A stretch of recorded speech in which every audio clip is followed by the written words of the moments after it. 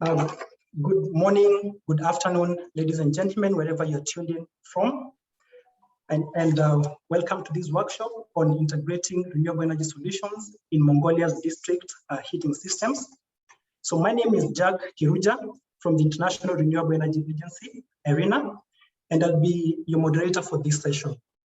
So this workshop is organized by IRENA with the support of the government of Mongolia, as well as the technical support from Aalborg University.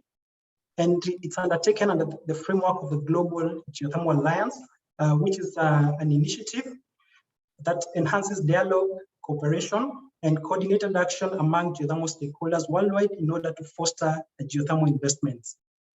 The objective of this workshop is to inform policymakers drawn from both the national government, the local government, urban planners, and district heating utilities about options and available tools that they can use to facilitate the integration of higher shares of renewables such as geothermal, solar thermal, among others, in the district heating systems. So I'd like to take this opportunity to welcome all the participants to this event. And before we proceed to the main agenda of the event, I would like to share with you just a few technical aspects about the webinar. So this webinar is going to have simultaneous translation. So you can choose your preferred language by clicking on the interpretation tab at the bottom right hand of your screen. So all the participants have been muted by the organizers, but in case you need to ask a question, you can raise your hand or type your question using the chat function. The webinar is also going to be recorded, and the recording is going to be available on the IRENA website.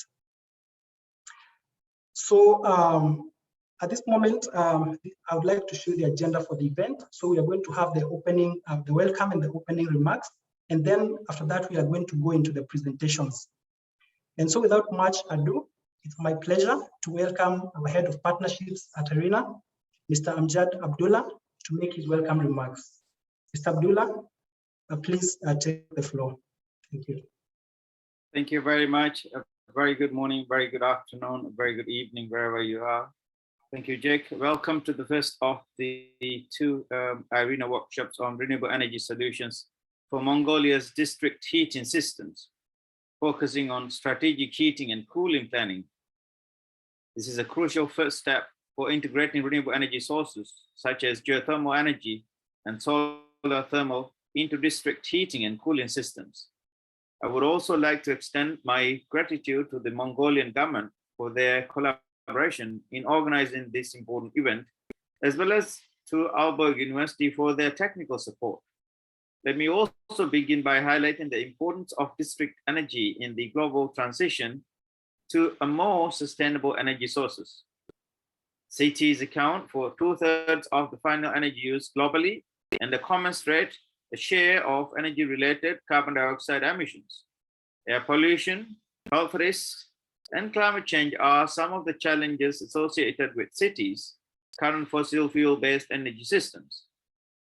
These dangers could increase further due to rapid urbanization. Indeed, more than half of the world's population now lives in the urban areas, a share expected to rise about 2/3 by 2050.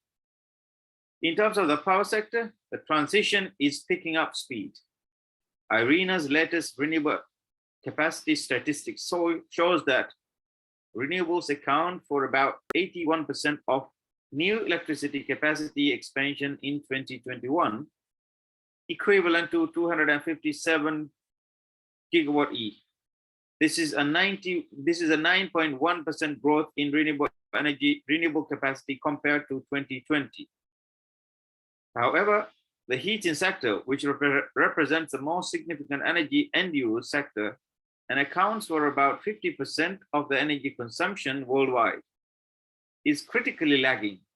As a matter of fact, only about 10% of the heat is generated from renewable energy at a global level.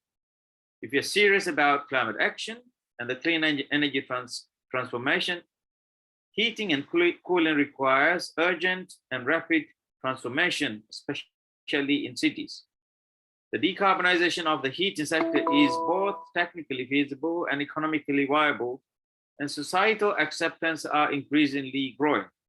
This can happen with a combination of national and local energy efficiency measures addressing the demand side, such as reducing the heat demand of buildings by retrofitting and optimizing technical building systems and penetrating more renewables on the supply side.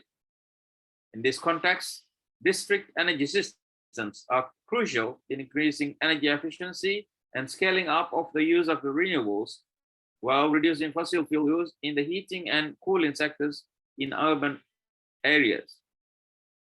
The existence of district energy networks in many cities provides promising opportunities for integrating renewable heat source to replace fossil fuels.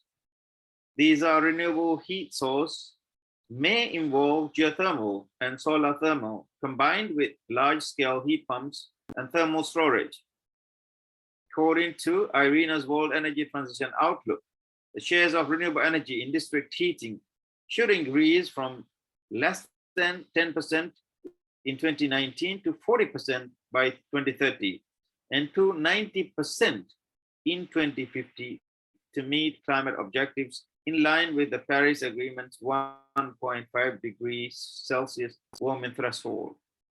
Together with the increased electrification, district energy can be a key contributor to decarbonization of the building sectors and transition towards a smart energy system, an energy system that integrates smart electric and thermal grids and can offer a system flexibility.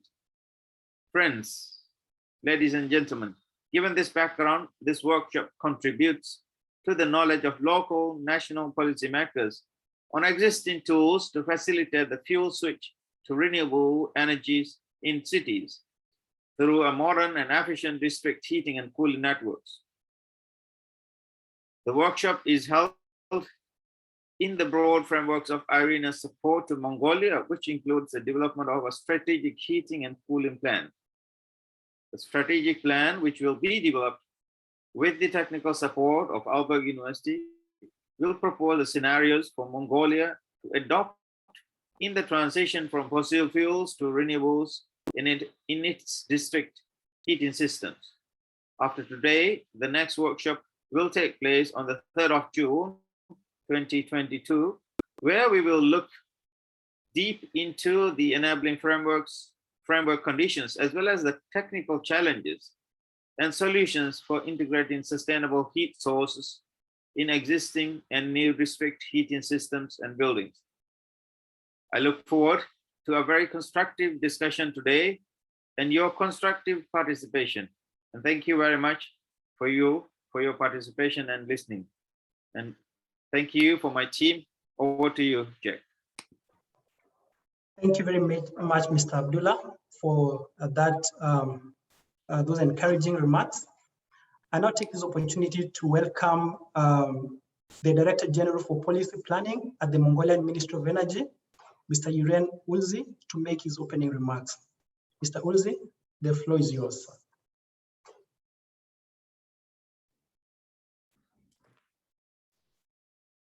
За баярлалаа. За та бүхэнд энэ өдрийн мэндийг хүргье. За энэ төслийг хэрэгжүүлэхэд санаачилж ажиллаж байгаа олон улсын сэргээгдэх эрчим хүчний агентлагийн төслийн багийн хамт олон төсөл одоо хэрэгжихэд дэмжлэг өсөлтөө үзүүлж байгаа Aalborгийн их сургуульд талархаж байгаагаа энэ юуны өмнө илэрхийлье. За Монгол улс бол сэргээгдэх эрчим хүчний бас нөөц бүхий ийм орон мөн дулаан хангамжийн маш хэрэгцээтэй ийм хүйтэн орны нэг багамаа. Одоо Улаанбаатар хот бол дэлхийн хамгийн хүйтэн нийслэл хот гэж яригддаг. Ер нь бол Монгол улсд бол жилээ 9 сард бол дулаан хангамжийн хэрэгцээ шаардлага байдаг. За энэ утгаараа бол ерөөсөө дулааны маш их хэрэгцээтэй юм орн байгаамаа. Гол одоо энергийн одоо хэрэглээ бол дулаан хангамж бол зөнхлөх хувийг бол үзүүлж байна.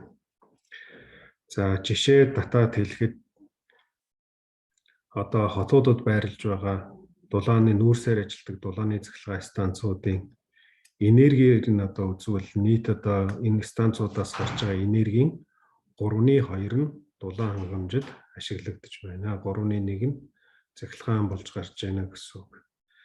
Тэгэхээр дулааны маш хэрэгцээтэй ийм онцлог байна. Нөгөө талаас нар болон салхины нөөц бүхий ийм орон байна. Нэмэх нь одоо бид нар газрын гүний болон бусад сэргээгдэх эрчим хүчний их үүсрийг бас хөгжүүлэх хэрэгцээ шаардлага бол байна. За Монгол улсын эрчим хүчний салбар шилжилтийн үе шатанд байна. За өнөөдөр бид нар 2020 оны төвшөнд бол ер нь 15 оноос эхлээд төлөвлөд ажиллаж байхад 20 онд бол 20% нь бол нийт сурлагдсан эрчим хүчний их үүсрүүдийн 20% нь сэргээгдэх эрчим хүчний хувь хэмжээг хүргэнэ гэж төлөвлөж байсан. За 2030 он гэхэд сэргээгдэх эрчим хүчний оролцооны хувь хэмжээг 30% болохоор ажиллаж байна. За энэ дээр бас бидэрт одоо олон хүндрэл бэрхшээл бас байна. Ялангуяа системийн горим тохируулах талд уламжлалт нүүрсээр ажилдаг их үүсрүүдийг нар салхины одоо энэ хувьсамтгай их үүсрүүдтэй зэрэгцүүлж оролцох хэмжээг нэмэхэд бас хүндрэл дэлхийн нийтийн өмнө тулгарч байгаа хүндрэлтэй асуудал Монгол улсад мөн адил тулгарч байна. Тэгэхээр одоо манай улсын одоо нийт одоо айл өрхөдөр энергийн талаасаа бол цахилгаан гэхээс илүү дулаан хангамжийн асуудал маань маш чухал байдаг болохоор бас одоо хөлөмжийн одоо ялгаруулалт дулаан хангамжийн чиглэлээр үйл ажиллагаа одоо юу гэдэг түүхийн нөөц бусад төрлийн биомассыг түлэх шатаах хэлбэрээр энэ байгаа нь бол хөлөмжийн үйлдвэрлэлд бас энэ салбар нэлээд их өндөр хувь хэмжээтэйгээр нөлөөлж байна. Тэгэхээр ер нь бол одоо төвлөрсөн энэ дулаан хангамж айл өрхийн төвшин ч гэсэн эрчим хүчний төвлөрсөн энэ системийн төвшин ч гэсэн сэргээгдэх эрчим хүчний хувь оролцоог ингээд нэмэгдүүлэх шаардлага бол зүйсээр тавигдж байна. Тэгээд энэ хүрээнд одоо боломж гарц техникийн талдаа эрэлхийлж ажиллах шин шийдлүүд олох шийдлүүдийг шийдвэр гаргагчдын анхаарлын түвшинд аваачих зэрэг ажлуудад одоо бидний энэ хэрэгжүүлж эхэлж байгаа төсөл нэлээд одоо хувь нэмэр оруулна гэж итгэж байна. Ингээд өнөөдрийн хуралд оролцож байгаа та бүхэнд болон төслийн үйл ажиллагаанд амжилт хүсье.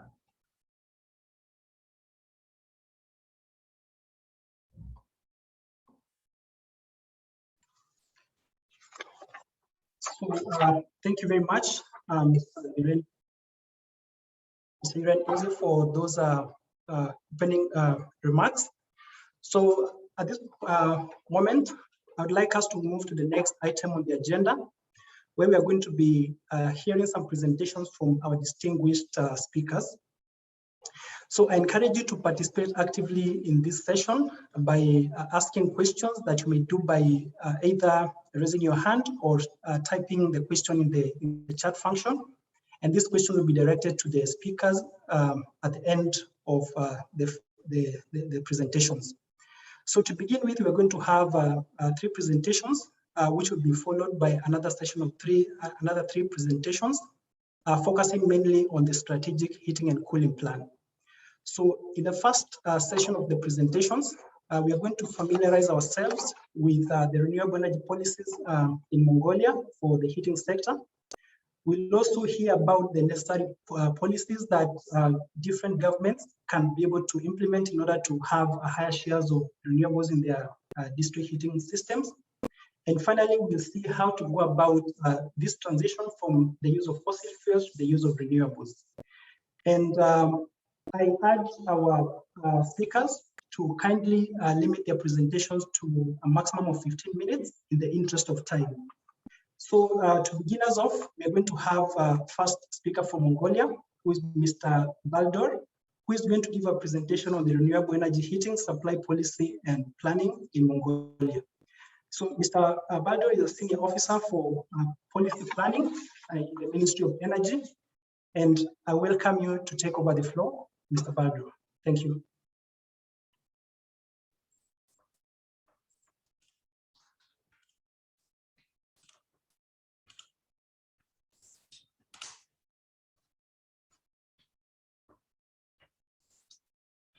Сайн бацгаана уу.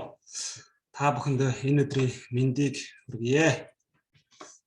За намайг Балдорж гэдэг Монгол Улсын эрчим хүчний яамны бодлого төлөвлөлтийн газрын мэргэжилтэй. За өнөөдрийн хуралд сэргээгдэх эрчим хүч болон дулаан хангамжийн бодлогын талаар та бүхэнд танилцуулъя.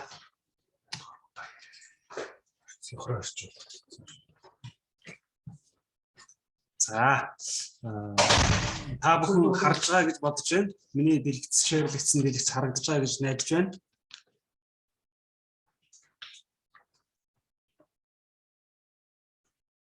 Харагдаж байна. За танилцуулга эхлэе. За Монгол Улсын эрчим хүчний бодлого за 3 зүйл дээр ингээд тулгуурлан бодлогын зорилтоо бид нар төлөвлөн ажиллаж байгаа. Аюулгүй байдал, за байгаль орчин, үр ашиг гэсэн ингээд 3 стратегийн зорилго тэргүүлэх чиглэл болгон ажиллаж байгаа эрчим хүчний салбарт. За аюулгүй байдал дээр эрчим хүчний найдвартай хангамж, аюулгүй байдлыг хангах, за бүс нутгийн орнуудтай эрчим хүчний харилцан ашигтай хамтын ажиллагааг хөгжүүлэх, за мөн эрчим хүчний салбарын хүний нөөцийг хөгжүүлэх, бэхжүүлэх, за үр ашиг дээр болохоор эрчим хүчний салбарын хувийн хөвшил суурилсан зохицуулалттай өрсөлдөөн зах зээлд шилжүүлэх, за эрчим хүчний салбарт инновац, дэвшил техник, технологиг нэвтрүүлэх, үр ашигын хэмнэлтийн бодлогыг хэрэгжүүлэх, за байгаль орчин дээр болохоор за сэргээгдэх эрчим хүчний үйлдвэрлэлийг нэмэгдүүлэх, уламжилт эрчим хүчний байгаль орчинд үзүүлэх сөрөг нөлөөлөл хөлөмжийн хийг ялгаруулах. За дараагийн слайдн дээр маань хөгжлийн бодлого төлөвлөлтийн баримт бичгийн төрлүүдийг би энэ дээр харуулахыг хүссэн.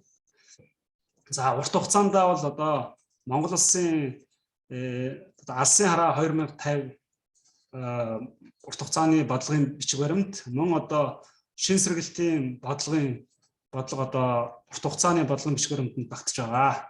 За мөн дунд хугацааны бодлогын бичиг баримтад болохоор Монгол Улсыг хөгжүүлэх 5 жилийн төлөвлөгөө,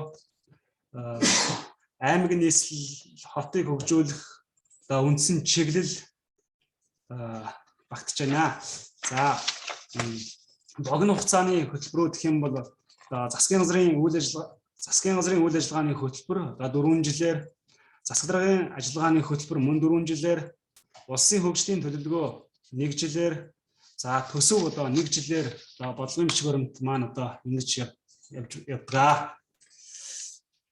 За та бүхэнд шин сэргэлтийн бодлого за 2021 оны 12 дугаар сарын 30-ны өдрийн 106 дугаар Монгол Улсын их хурлын тогтоолоор шин сэргэлтийн бодлогыг батлан эрчим хүчний салбарт бодлогын бичиг баримт болгон ашиглаж байна.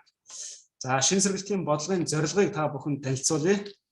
За нэгдүгээрт коронавируст халдварт сар тахлын эдийн засгт үзүүлэх сөрөг нөлөөллийг бууруулах зорилгоор, хоёрт нь болохоор хөгжлийг хязгаарлагч эрчим хүчний цаг алгүй шийдвэрлэх эдийн засгийн суурийг тэлэх зорилгоор, за мөн 3 дугаарт нь болохоор Алсын хараа 2050 урт хугацааны хөгжлийн бодлогын үр дүнтэй хэрэгжүүлэх суурь нөхцөлийг бүрдүүлэх чиглэлээр батлагдсан ажиллаж байна. За эрчим хүчний сэргэлт нь 2 дугаар зүйл буюу эрчим хүчний сэргэлт гэдэг нэрийн дор олон төслөлбөрүүд хэрэгжихээр тусгацсан байгаа. За шин сэргэлтийн зорилт нийт 5 зорилт 13 арга хэмжээ багтсан байгаа. За үүн дээр сэргээгдэх эрчим хүчийг хөгжүүлэх, сэргээгдэх эрчим хүчний төслүүд байгаль орчинд ээлтэй эдгээр төслүүдийг хэрэгжүүлэхээр багтсан байгаа.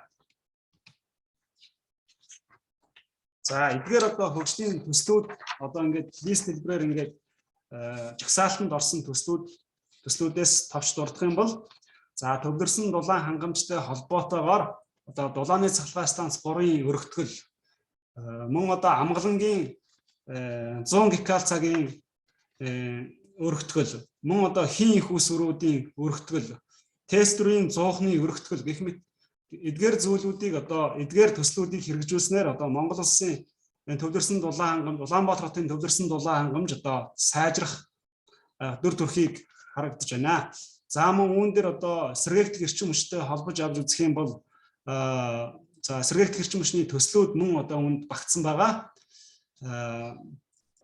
За үүн дээр одоо нар 35 мегаваттын хүчин чадалтай нарны станцын төсөл, салхи 15 мегаватт.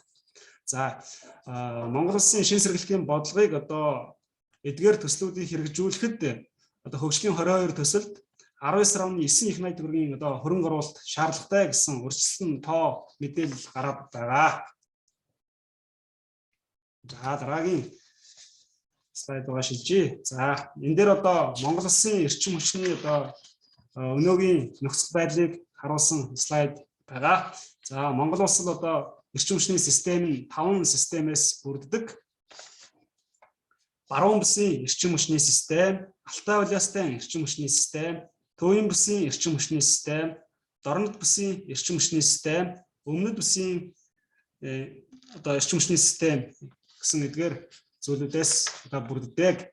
За манай одоо суурилагдсан нийт хүчин чадал маань 1264 мегаватт. За үүнээс одоо сэргээгдэх эрчим хүчин дээр салхи 155 мегаватт.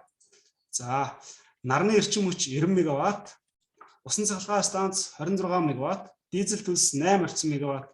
За нийт одоо суурилагдсан хүчин чадал маань 1544 мегаватт байгаа. За сэргээгдэх эрчим хүчний хувьд манай суурилагдсан хүчин чадлын 18 орчим хувийг эзэлж байгаа.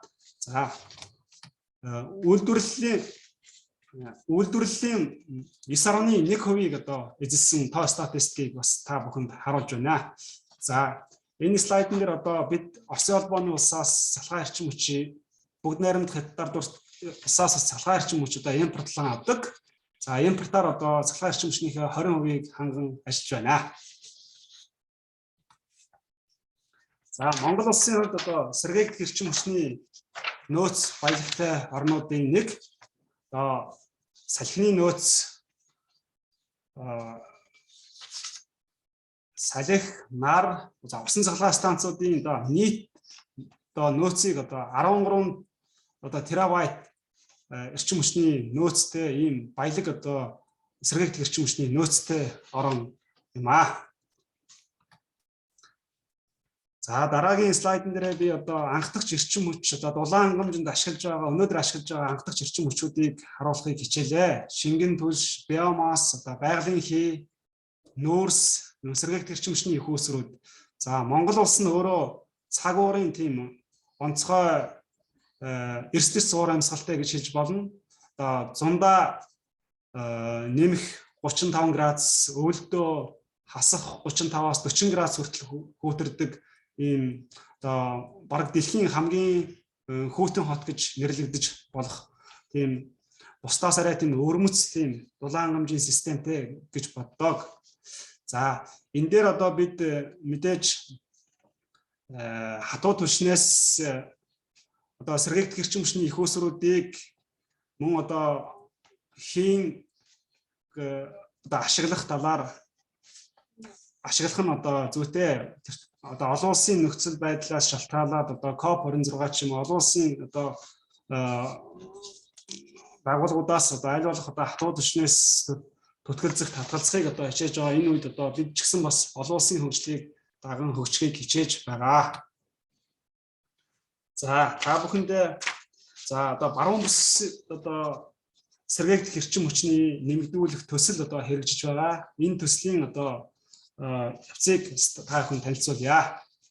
За Ховдын мянгад одоо 10 мегаваттын нарны цахилгаан станц, улсын өмнө говьд одоо 10 мегаваттын салхин цахилгаан станц, Говьалтай 9 булагт 10 мегаваттын цахилгаан станц,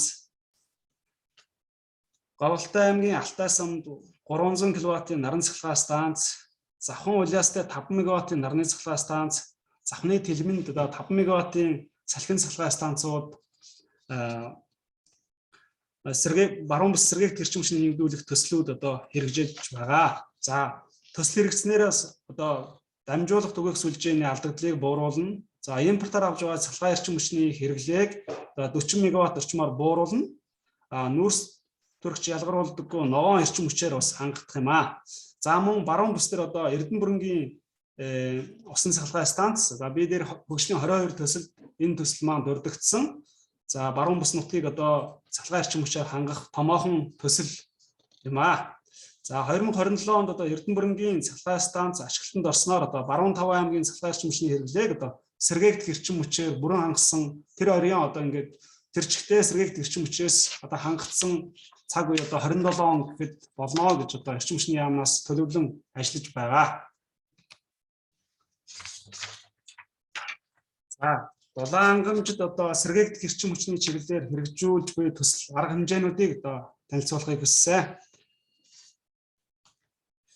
За Ховд аймгийн Жаргалан суманд 1-р цэцэрлэгт 1500 м2 талбайтай барилгын дулаан хангамжид 135 кВт-ийн хүчин чадалтай бүхий хөрсний дулааны ноцоос 10 кВт-ийн нарны дулааны коллектортой хослон 2021 онд суйрлуулан ажиллаж байгаа. За 2 дугаар үе шатны ажил гээд Завхан аймгийн төв Улаастай сумын Жавхлан цогцлбор сургуулийн шинэ өргөтгөлийн барилгад 110 кВт-ийн за Баянгар аймгийн Үлзийт сумын 240 хүүхдийн ахлах сургууль 70 кВт-ийн хүчин чадалтай хөрсний дулааны ноцоосыг суйрлуулахаар ажиллаж байна.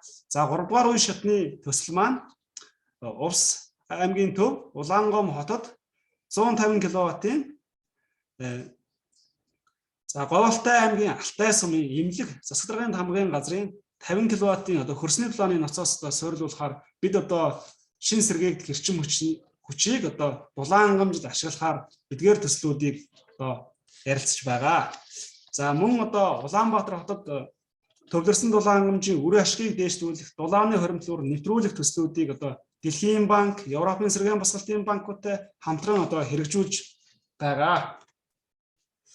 За хүлэмжийн хий ялгарлын багтай хэсэгчилсэн дулаан хангамжийн жисэг төсөл бас нэгдсэний үндэсний байгууллагын байгаль орчны хөнгөлөлтөй хамтран хөтөлбөртэй хамтран уур амьсгалын ногоон сангийн дэмжлэгтэйгээр Монгол улсад 13 байршилд судалгаа хийж тэзүү боловсруулсан.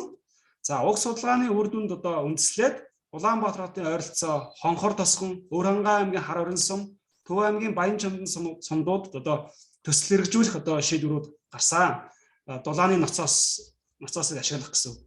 За мөн нэг төсөл хэрэгжсэн байгаа. Хүлэмжийн ялгарл багтай бие даасан газрын гүний ноцоосны технологитой төслийг Улаанбаатар хотын Сонгон хайрхан дүүргийн 122 дугаар сургуульд сонгон Дэлхийн ногоон хөгжлийн байгууллагын санхүүжилтээр техник эдийн засгийн үндэслэлийг боловсруулсан. За энэ төслийн хүрээнд улсын засгийн хөрөнгө оруулалтаар барилга угсралтын ажлыг бүрэн хийж гүйцэтгээд ашиглалтанд орсон ийм маш сайн төсөл болсон гэж орчин хүчний яамны зүгээс үзэж байгаа. За төвлөрсөн дулаан хангамжтай холбоотойгоор бид хийн цахилгаан станцуудыг барихаар төлөвлөн ажиллаж байна. За орчин хүчний яамны зүгээс 4 байршилт оргил ачааллын хувьд төвлөрсөн дулаан хангамж оргил ачааллын хувьд ажилуулахаар 4 байршилт хийн их усруудыг барихаар төлөвлөн ажиллаж байгаа. Эдгээрээс дөрөвдөл за их засаг сургуулийн орчим 46 МВт-ийн за Дүнжин гарын зүүн талд 81 МВт-ийн за даралт өргөх ноцоос 10 70 МВт орчмыг эрчим хүчний яамнаас төлөвлөн ажиллаж байгаа. За нийслэлийн ерөнхий төлөвлөгөө 2040-т болохоор Дэнжимийн дэд төвд 93 МВт-ийн хүчин чадалтай хийн станц, Шараад дэд төвд 93 МВт-ийн хийн цахилгаан станцуудыг барихаар төлөвлөн ажиллаж байна. За дараагийн танилцуулган дээр Улаанбаатар хотын төвлөрсөн дулаан хангамжид одоо сүүлийн үеийн дэвшилтэд одоо байгаль орчинд ээлтэй, эрчим хүчний хэмнэлттэй, сэргээгдэх эрчим хүчийг төлхөө ашигласан үн терапийн оновчтой зохицуулалттай одоо ийм дулаан хангамжийн системийг одоо анхаарч ажиллаж байгаа. За аль болох одоо хатуу түвшнээс татгалзаж дэлхийн нийтийн чиг хандлагын дагуу сэргээгдэх эрчим хүчний шин техник технологиг одоо нэвтрүүлэх чин хөсөлтөй сонирхолтойгоор одоо ажиллаж байгаа. За анхаарал хандуулсан та бүхэнд баярлалаа. Миний хэлтгэлийг сонссонд баярлалаа.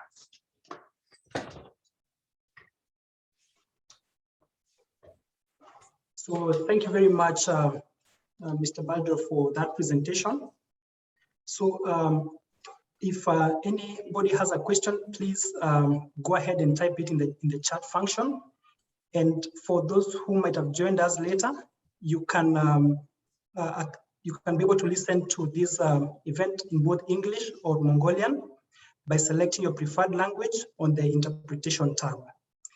So now we go to the next presentation, which will be delivered by Mr. Jinlei Feng, and is going to be talking about the renewable energy policies in a time of transition, focusing on the heating and cooling sector.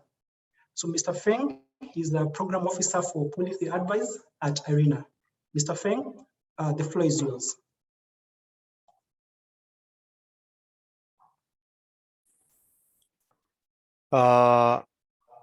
Thank you very much.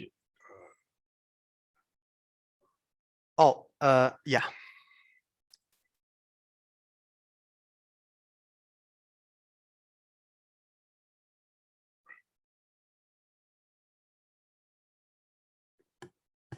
Okay, thank you very much. Today, I would like to share some of IRENA's work on policies for renewable energy in heating and cooling.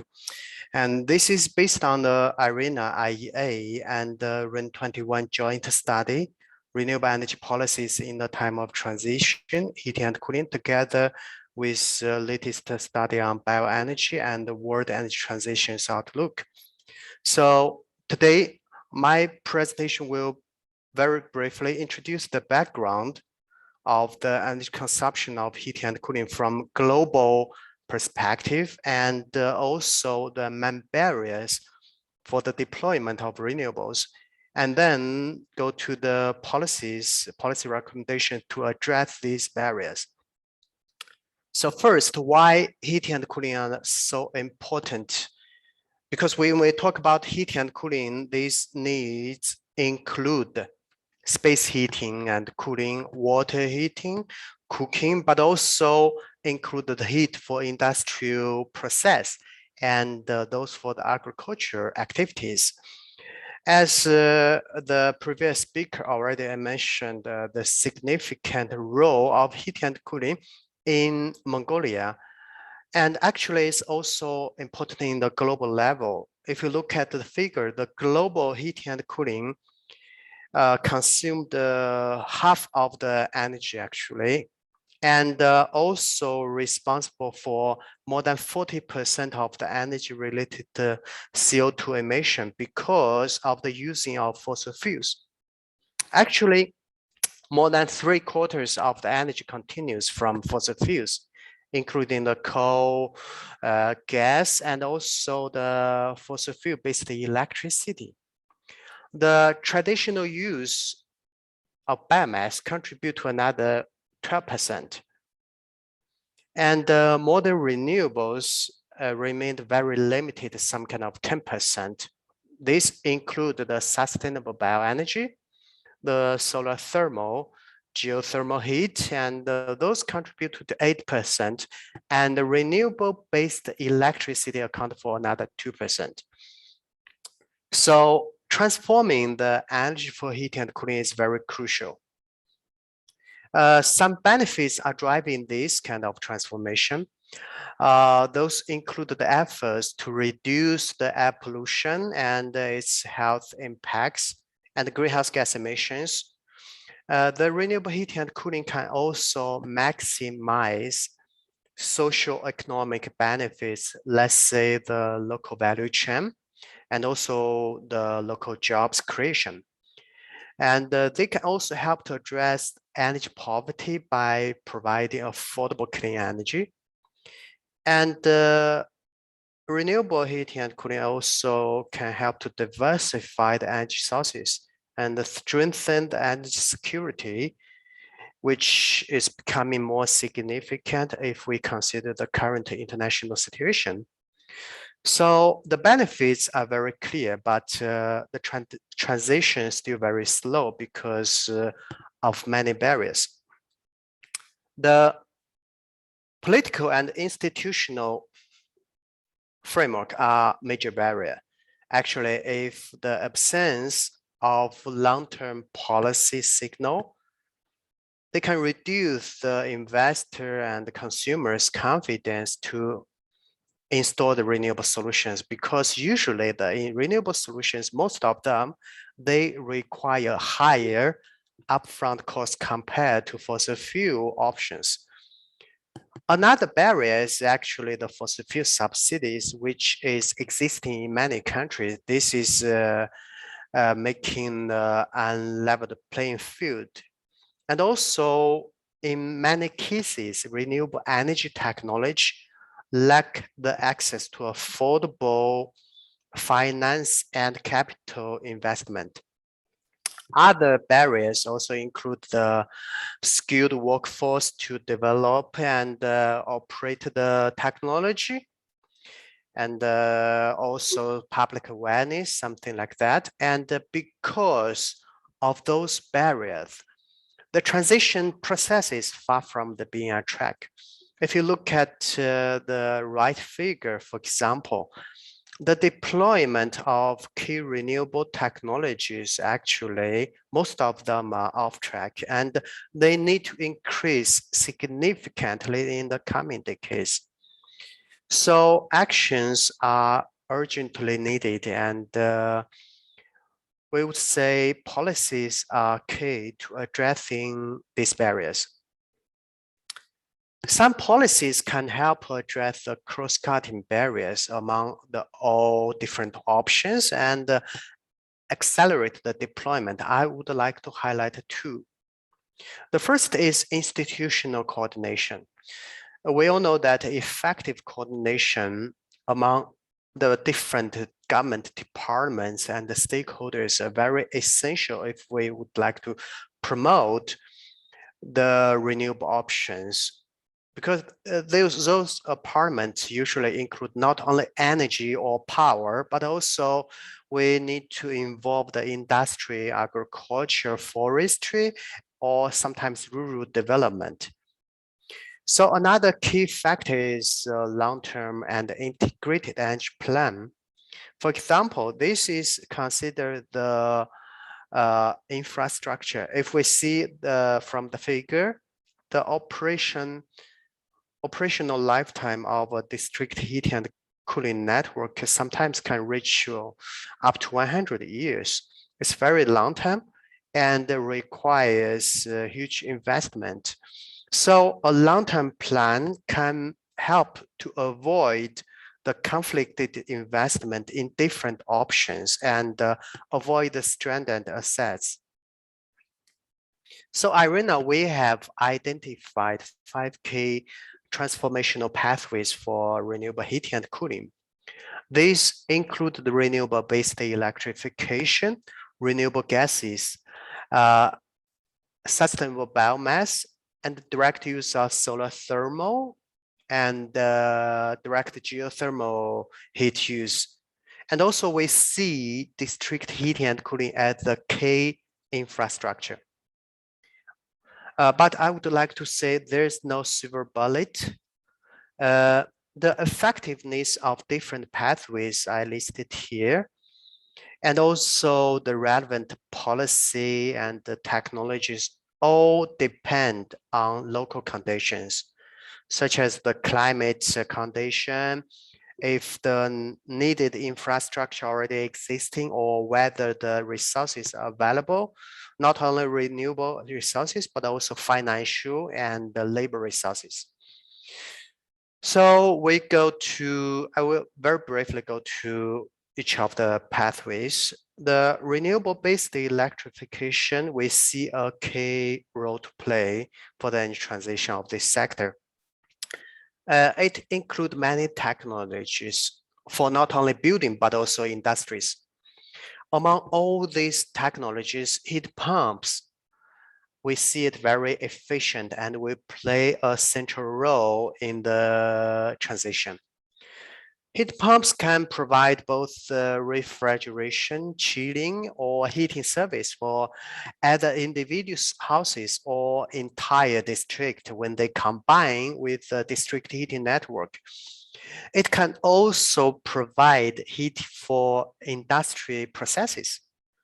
So in another way, heat pumps can also improve the system flexibility of the whole power system, actually.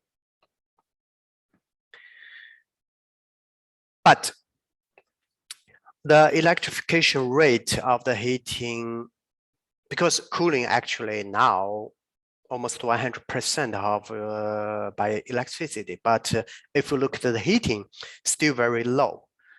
Because many barriers such as the high upfront cost and the operation cost, if we say the heat pumps compared to other fossil fuel natural gas technologies, and we see that some policies are available. For example, the time of use tariffs, it can incentivize the consumers to adjust the electricity consumption behavior and reduce the expenses. One example, for example, if you look at the Illinois state of the US, in this state, there is a program, consumers can participate in the hourly pricing program based on the actual electricity load. They can pre-cool the rooms in the early morning when the load is low and price is also lower. And they can shut down when the price are higher. This program actually can reduce 50% of the bills for heating the whole building or cooling. Another example actually is UK's renewable heat incentive. They provide financial support for the heat pumps installation. Renewable gases are also another transitional pathway, and it includes biogas, biomethane, and green hydrogen. So around actually biogas and biomethane has been provided a very important role in the many countries. Globally, actually, half of the biogas is currently used for cogeneration and commercially. And another 11% has been upgraded to biomethane. Actually, it can be directly injected into the existing gas pipeline, and it's very easily to replace the natural gas. Biogas, based on the low cost residue and the waste, in some context, it can be very competitive. I mean, the cost compared to the fossil fuels. But however, the policy instruments are still needed, such as the setting targets on renewable gases in the whole mix. It can support the deployment in the medium and the long term. For example, you can find a lot of such targets in European countries like France, Denmark, and Spain. Other measures include actually a lot of subsidies provided for the installation of the production, biogas production. If you look at the Netherlands, the SDE++ scheme is such a program. And another option actually is to recognizing the value of avoided emission by replacing the natural gas with biogas. This can be found in California if you see the cases of low carbon fuel standards. Yeah, green hydrogen is very expensive currently and is receiving a large wave of interest currently if you see all the discussion. Yes, ideally, the green hydrogen can be utilized in a wide range of end uses, but Irina, we suggest that policymakers should identify and prioritize those applications for green hydrogen use to provide the highest value. For example, the high temperature industry process, which very other few options, renewable options are available. In these areas, in these applications, green hydrogen should be prioritized and play more important role. And to promote the green hydrogen national strategy and guaranteeing of origin schemes actually are among the key policies at this stage to enable the green hydrogen scale up. Another pathway is solar thermal heat. Usually it can provide low temperature heat and could be cost efficient. Direct use of solar thermal heat is around 7% of all the renewable heat, and mostly used for the domestic water heaters. And we can also find some system for agriculture, agri-food, or district heating. If you see Denmark, there are some examples, district heating using solar thermal combined with heat storage. And also, if you see the figure, actually, China lead the world in deployment of solar water heaters, and followed by US, India, Turkey, and many countries. All these countries, actually, most of these countries adopted financial and fiscal policies to overcome the upfront cost of solar water heat technology.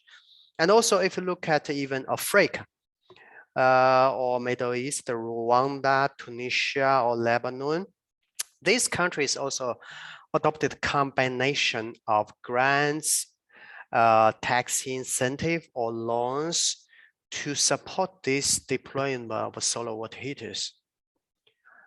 Geothermal heat accounted for 3% of all renewable heat. The share is low, but it has great potential, especially for the case where the geothermal resources are abundant.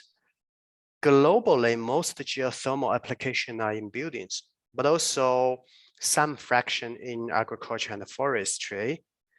And even in industry, if you look at the New Zealand or Iceland. And a specific barrier I would like to highlight is a risk related to geothermal exploration. So because it's very likely a high risk, the exploration of geothermal resources could be high, and policies to support the geothermal resources data collection, data sharing, or dedicated loan or risk insurance for this kind of risk, they can be adopted by the government or some kind of collaboration program to de-risk the potential failure for the developers. If you look at the Netherlands, it adopted comprehensive the policy package to support the geothermal heat for horticulture industry. And another is bioenergy. Actually is the largest share of renewable heat currently. It's accounted for 70% of total renewable heat. And also, if you look at the final renewable demand, is half. So bioenergy has been widely used, biomass in industry and buildings, but most of these bioenergy use are efficient. I'm saying about the traditional biomass used in the very simple technology. This kind of efficient and traditional biomass causing the indoor air pollution and health impacts. So actually, the SDG has targets for 2030 for universal energy access, and it requires replacing all this traditional biomass with modern and clean energy solutions. And but if we look at the right figure based on the world energy transitions outlook in this year, we see that modern bioenergy need to increase to support the energy transition of all end uses, especially the heating for building and industry. I would like to highlight that even supply of biomass feedstock, yes, it would need to expand if we look at the future. And some estimates suggest that it's possible to meet the level globally. But we would like to highlight, however, a policy framework must be in place if countries would like to promote sustainable biomass. This kind of policy framework need to ensure the sustainability and minimize the adverse outcome. Those impacts like competition for land with food production, which is more urgent in this situation, the emission caused by the land use change, and also air pollution, biodiversity, or invasive species. And this kind of policy framework should consist of the stable and long-term sustainability-based targets and across all the departments' coordination, and also regulations, certificate schemes. If you look at the EU Renewable Directive, they have some newly revision reflect the sustainability requirements. The last one I would highlight, and also the speakers already mentioned previously, the district heating and cooling network, we see an important enabler to deployment more renewable heat, especially the low temperature.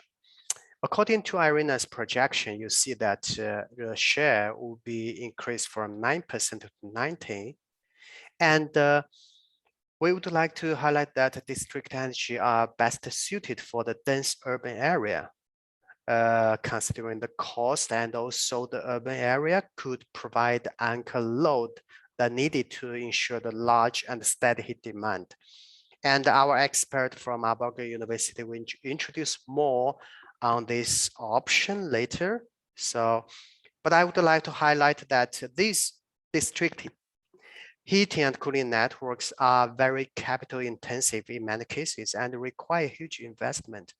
From policy perspective, we see that based on the local context and the financial resources available, subsidies, direct government investment, or some policy like land value capture strategy can be helped to mitigate the financial barrier. And also some cities, European city like Helsingborg or Amsterdam, and also some Chinese cities in northern regions, they also adopted targets and connection mandates in new district, new development to promote this kind of district networks. However, after mentioning about all the policy or the pathways, we would like to highlight the access aspects is very important. A specific ecosystem is needed to expand the energy access to support livelihood of all people, not only just the cities, but also all the people in poverty and without access. This kind of approach requires the access to finance, the de-risking tools can also help, and also efficient technology and many other options government can adopt to help the universal access. Last, most importantly, the transition of heating and cooling should be just and inclusive. All the policy making we see to promote renewable heating and cooling should consider a broad socioeconomic structure, and as well as the impact on people, on environments and biodiversity. This transformation needs a holistic approach for policymakers, for global collaboration to ensure a smooth transition that can maximize socioeconomic benefits and advance both SDG development and climate goals align with the Paris Agreement. And it's time to take action. Yeah, that's all I would like to share. Thank you very much. Yeah, thank you very much, Mr. Feng, for that wonderful presentation. We take note of the 5 pathways for energy transformation that you've talked about, and also the important role that district energy systems can play, and also the policy recommendations regarding institutional coordination, as well as the long-term integrated energy plans. So we're going to move to the next presentation, which will be done by Ms. Diana Moreno, and she's going to be speaking about the enabling low temperature renewable district energy in cities. So Ms. Moreno is a PhD fellow at Aalborg University, and she has a background in environmental studies, cities, and sustainability. She's been part of the various research projects dealing with mapping of heat demand and excess heat sources for district heating supply. And she's currently working on developing new methods for joining geographical information systems with energy system analysis models. So Ms. Moreno, the floor is yours. Yeah, thank you, Jack. You will present, right? Yes, so okay.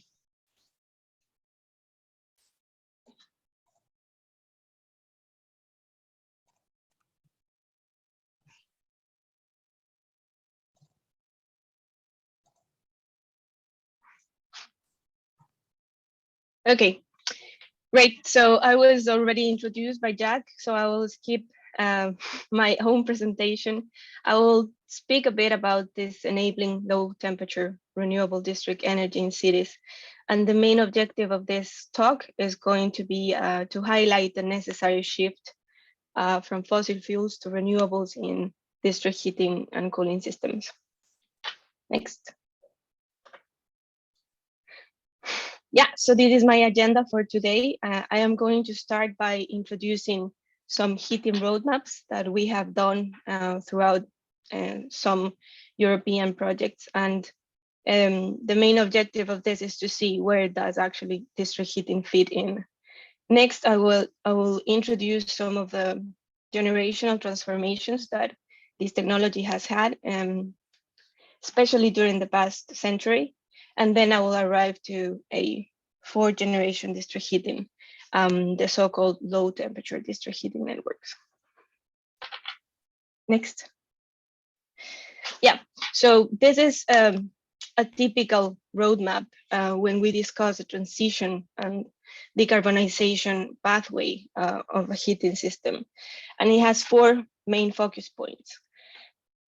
The first one is the identification of the technically and possible socioeconomical potentials for this. And this is using not only technologies that are well known but used in other parts of the world.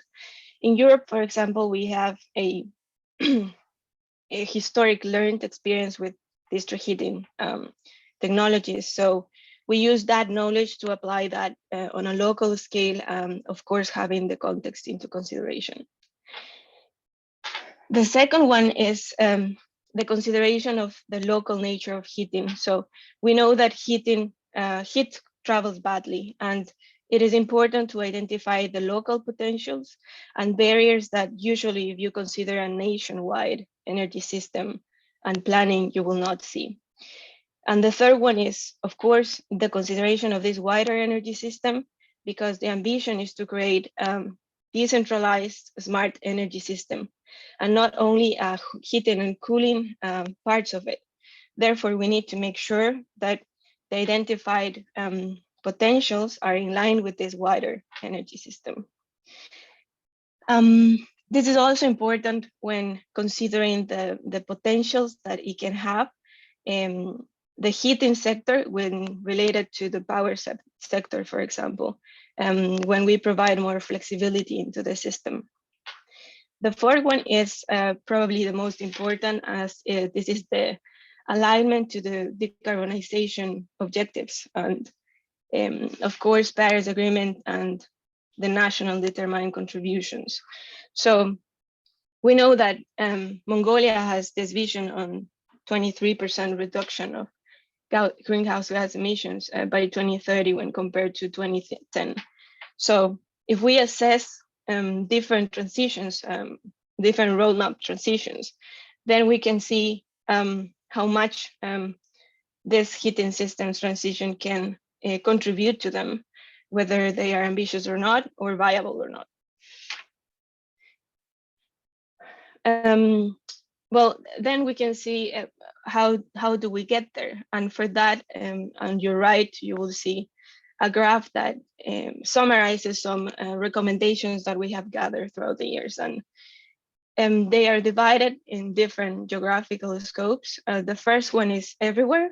And that means that that recommendation goes not dependent on a geographical condition. And the main strategy here is energy savings reached by increased thermal performance in buildings. And this strategy is, of course, geographically independent and works best when it is combined with the supply system being more efficient. According to the experience that we have, around 30 to 50% can be reduced by having this energy savings in place. Now, if we look into urban density, we have a differentiation between urban areas and rural areas. For the urban areas, we have district energy networks as the most efficient and cost-efficient solution. And this technology works best where, of course, there's a relatively high density of heat demand. So it becomes worthwhile to travel for the energy to travel and cost efficient. For the rural areas, we have mainly heat pumps when where individual solutions are necessary. And heat pumps offer a distinct advantages because they are more efficient. And if you would compare it to biomass boilers or any other type of technology, we can see that we are not using scarce resources and we are aiming at a decarbonization in the energy system. This is an experience that we have had from Europe, and we could say that around 50% of the energy demand can be supplied in the urban areas with district energy networks, and the remaining 50% with heat pumps in rural areas. Next. Jack. Yeah, so if we portray the combination of these three strategies, we have this figure here on the right, where energy savings, thermal networks, efficient low carbon heat solutions work jointly together. And I call it the key element for transitions. So energy savings taken mainly in the building and industry sector allow for lower temperature demand in the grid, and thus elevate efficiency of, for example, the heat pumps used and other technologies for heating used. Thermal networks, mainly we talk about district energy systems, facilitate the integration of these fluctuating renewables. And they also add flexibility into the system by coupling heating and cooling systems with both the electricity and the gas sector. Low carbon heat supply from small and large scale heat pumps also allow the utilization of other heat sources such as excess heat. And these three key elements contribute to an overall picture of a sustainable and smart energy system, which main objective is, of course, the increased efficiency, more renewable integration, and the integration and the flexibility into the system. So we now note the role of district heating, as my previous presenter also mentioned, as key for the decarbonization pathway.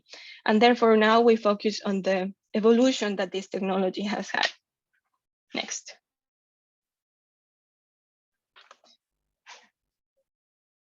Jack, next. Yeah, so these were the first generation district heating systems that we saw. They were steam systems, meaning that they used steam as a heat carrier.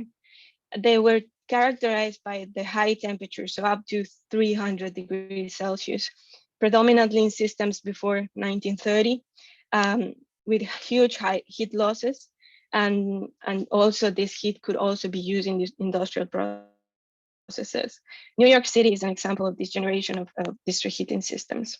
The next generation, next slide, is called water, high temperature water systems. Jack.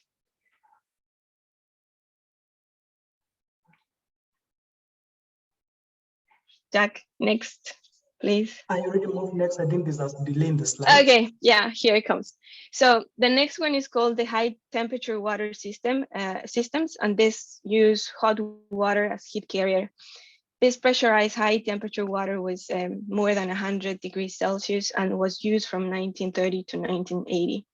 It is still remaining in some parts of the current water-based systems, and the Germans were the pioneers that switched from steam to hot water in this generation. The next one. Then we have the third generation, which is called medium temperature water systems.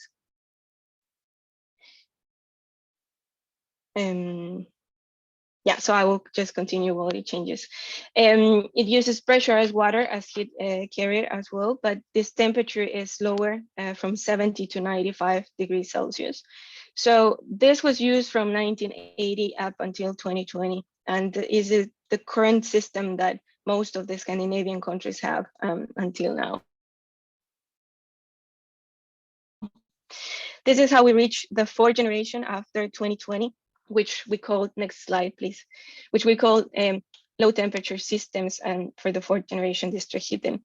So these systems are used after 2020, and they have a different vision in place that is mainly to supply existing, renovated, and new buildings with low temperature district heating for both space heating and hot domestic water.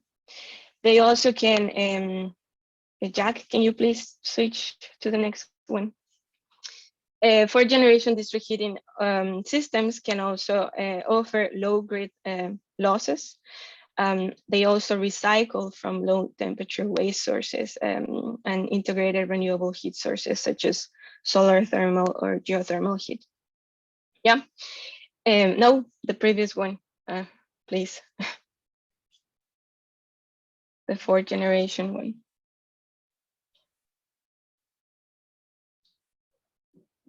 Okay, so another key factor of a fourth generation district heating is that it can be seen as an integrated part of a smart energy system, and thereby it helps to solve the task of integrating the fluctuant renewable sources and can provide energy conservation into the smart energy system. A key factor here is that various low temperature heat sources were unleashed, and now they are looked at because before they were not, it was not possible to use them in previous generations. Yeah, so that's how we reach to the next slide, Jack. And if we have into consideration the timeline of this development, we can focus in three things. If we see the next slide, I don't know what is really, really slow.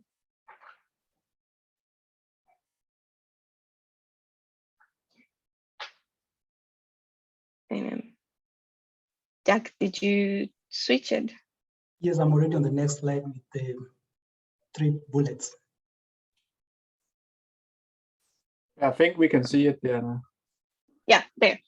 This is how we reach the whole timeline of this development, and we are going to focus in 3 main points. The first one is, of course, the transition of the technology from the first generation to second to the third and the fourth along the years on the x-axis. But on the plot, we can see the different icons portraying the different heating sources that the different generations have used. So we start out by using coal-based technologies to more and more renewable integration as flexibility is increasing in the systems. Here we not only have renewable energy generation, but also recycle heat from, for example, industry or other other unconventional excess heat sources, such as data centers, for example, for fourth generation district heating. At the top of the graph, we can see 3 lines. The blue and the red represent the forward and return temperature in the different generations. And also the green line is emphasizing the efficiency reached by each generation of district heating. Here we see that with the new generations, we allow a higher efficiency in the system with reduced losses and therefore a higher efficiency. So the more efficient, the less temperature we have in the systems. Next. So what is specifically that this 4th generation or low temperature district heating system provides? So to emphasize on the benefits, specific benefits, I have brought here a scenario comparison that was done by one of my colleagues here at the group. Here we used a scenario comparison based on a 2050 scenario with 100% renewable based energy scenario for Denmark. This scenario is based on wind power, photovoltaics, and biomass resources, and the heating demands were largely covered by district heating from various sources, including excess heat from industry, geothermal, heat pumps, CHPs, solar thermal, and conversion losses from the production of electrofuels. So the key findings here are the ones that we see in the orange box. So the first one is that we have lower grid losses. The lower the network temperature, the less heat loss that is experienced.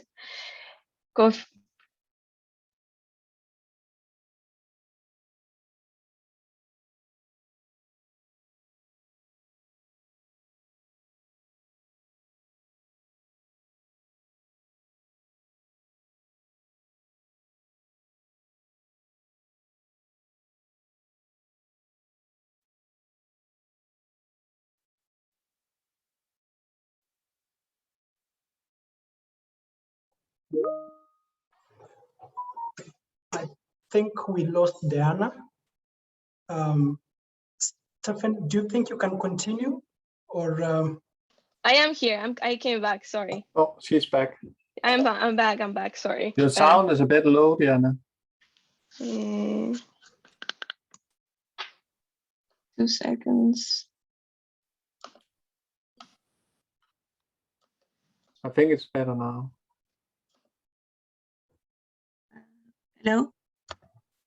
I hear. Hello? Yeah, Is it better now? It works. Okay, perfect. Sorry about that. Okay, so I was talking about the main findings of this study, and of course, the second one was a higher coefficient of performance when comparing the both generations. And the system also allowed for increased integration of waste heat and without boosting and with boosting of the temperature. And also it increased the efficiency in the production of other district heat supplies as the CHP and the boilers. If you want to see more about this, I will leave the link there. The next slide then is just putting things into perspective. And we take, of course, into consideration the previous generations, as each generation has had a different focus. As seen, we started more than 140 years ago with steamers, then we switched into water, and systematically we have lowered the temperatures in the network. This is a common denominator for all of the generations. And of course, every generation has been the best available technology for around 40 to 50 years. And so now that we have used the third generation of district heating for about 50 years, it is the time. Someone is saying that they cannot hear. Can you hear me? I can hear you. I can hear you as well. Okay, Hamza, I think something is wrong with your audio. Okay, good. So yeah, so of course, the main focus as of today is climate and the climate goals that we have, and that is our main focus. And this is just one more argument for the utilization of this technology. So considering existing systems, as we have many in place, the easiest way to incorporate this new generation is, of course, in new buildings. But of course, different strategies are needed for connecting both new buildings to old systems and new systems to old buildings. And there has been a lot of progress in that regard. And I will just leave this link for a project that was done in that objective. Now, how is this transition enabled, and what are the requirements needed for this transition? This is how I reached to my final slide, in which I have basically categorized 4 key points. And the first one is we required a network modernization for temperature reduction. And this involves the improvement of the existing distribution and substations. The second one is, of course, renewable energy source generation. And for this, it is very important that we geographically identify the available and also the various baseload sources that we can have to supply this low temperature district heating. The third one is the reduction of existing temperature demands, and that is a key point in every single pathway that you recognize. This is increasing efficiency in both building and industrial sectors. This can be reached by retrofitting, aiming at, of course, low energy, nearly zero energy buildings. And the final one is, of course, framing this. How can this become true? The planning and the legal frameworks have to be in place for both the strategic development of renewable sources and also the new generation of fourth generation district heating networks. Yeah, this is my last slide. Thank you, Jack. So thank you very much, Diana, for that wonderful presentation. I'd just like to highlight a few things. First one is the emphasis on the need to have an alignment between policies of different sectors, and particularly the heating sector with the climate objectives and the Paris goals. This is also something that was mentioned by the previous speaker. And you've also emphasized the importance of district heating networks with regard to the transition to the renewables, and not just networks, but transitioning to the 4th generation district heating network so that we can have more renewables integrated into the heating sector. So thank you very much for that, Diana.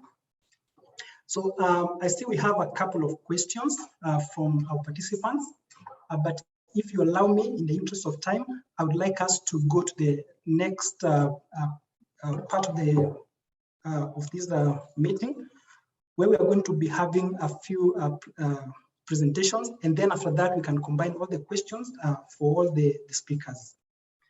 So I'd like to go to this other session to talk specifically about the strategic heating and cooling planning. And our first presenter on this is Mr. Stefan Nielsen, who is going to speak about the key success factors for strategic heating and cooling planning. So Mr. Nielsen is an associate professor at Aalborg University, who is involved in energy planning research, and he specializes in geographical analysis and energy system analysis, which includes mapping of energy demand and supply. He's been part of several international research projects working with topics related to renewable transition of the heating sector, and with a focus on district heating as well as energy efficiency in the buildings. So Mr. Nielsen, over to you. Yeah, thank you, Jack. And I will try to share my own slides. Can you all hear me and see the slides? Yes, and we can hear you clearly. Okay, perfectly. Okay, I will try. I can see the time is not as we are a bit out of time or running out of time, so I will try to keep it as short as I can. So I will present the key success factors for strategic heating and cooling planning, and this is largely based on the IRENA report called Integrating Low Temperature Renewables in District Heating Systems. Yes, so you can find that report. I'm sure Jack and so on can share that with you if you want more details on anything here. And I think it builds very well into what Diana just talked about, this whole transition towards more efficient systems for district heating. Why can't? Okay. So just to make sure that we all talk about the same type of systems, then you could say we have different types of heating infrastructures. And now I can also see that in Mongolia, and we also heard that in the first speaker, that we have different systems, and you can generally organize heat supply into collective heating systems and individual heating systems, where collective systems, you will have some kind of network infrastructures between the buildings, where individual solutions will be entirely on the individual basis. And you could say for the collective systems, we both have district heating systems, but it could also be, for instance, natural gas supply can also be in a collective grid. But what is important is that district heating are these large-scale infrastructures, so it's not just single buildings. And typically, when we do strategic heat planning, we talk about planning for these district heating systems on a long term. And that's also what we're going to do in this project. So you could say, in this project, we are going to try to kind of follow the guideline I'm presenting now. Yes. So you could say, when it comes to heat planning, then it's very different from other energy sectors, because as Diana just mentioned, then heating is a very local solution. So when we look at other types of energy carriers like electricity and gas and so on, you can have these long transmission lines. We also saw that from Mongolia, that you have had transmission lines across the country and so on, where heating is much more locally situated. And that also means that heating is, especially district heating, is often overlooked in the national energy policies.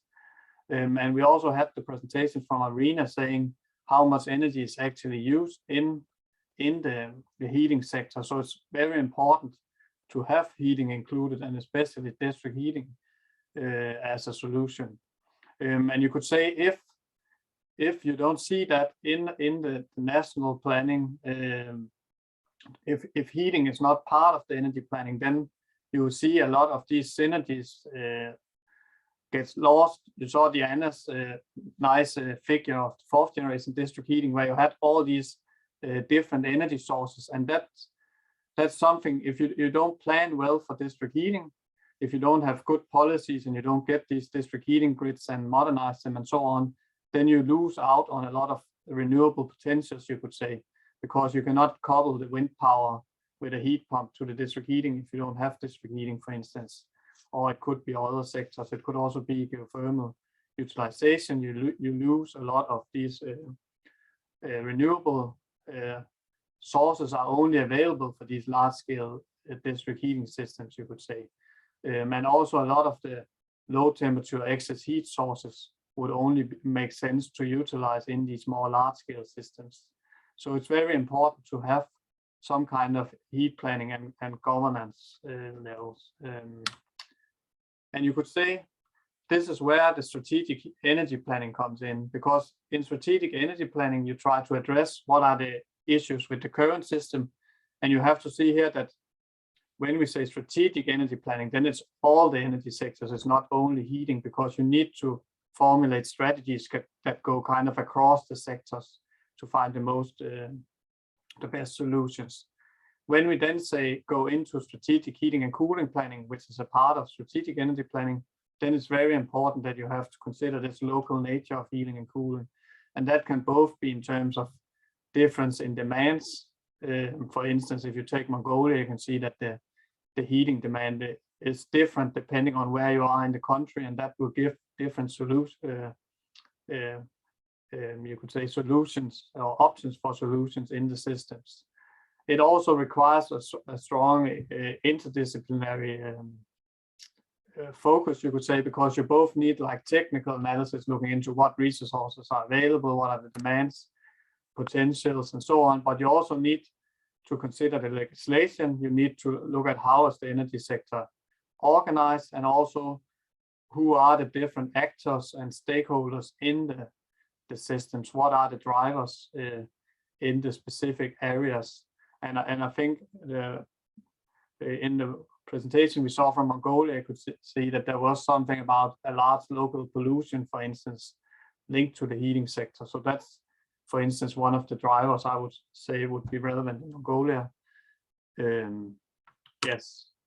Then you could say, when you talk about strategic heat planning, then you could say heat projects are very local projects, you could say. And in a way, you could say you could just, if you only focus on local heating projects and you inform the local government, then you will get some solutions. But when you talk about strategic heat planning, then it's very important to go up, you could say, in both in terms of going up to the regional governments or national governments or even international governments. You need to have something on national level to actually do this kind of strategic heat planning. Otherwise, you will just have small projects focusing on how do we supply this small new area, what should we have in this area. But it's important to look at a higher level, because you need to have this integration, for instance, looking into what is the regulation in terms of the building sector, in terms of energy renovation and so on. It could also go out to the energy sector. When we saw all the different projects being presented with all the wind projects and PV and so on, it's important to also consider if could we add a heat pump to use some of this in the heating sector, for instance.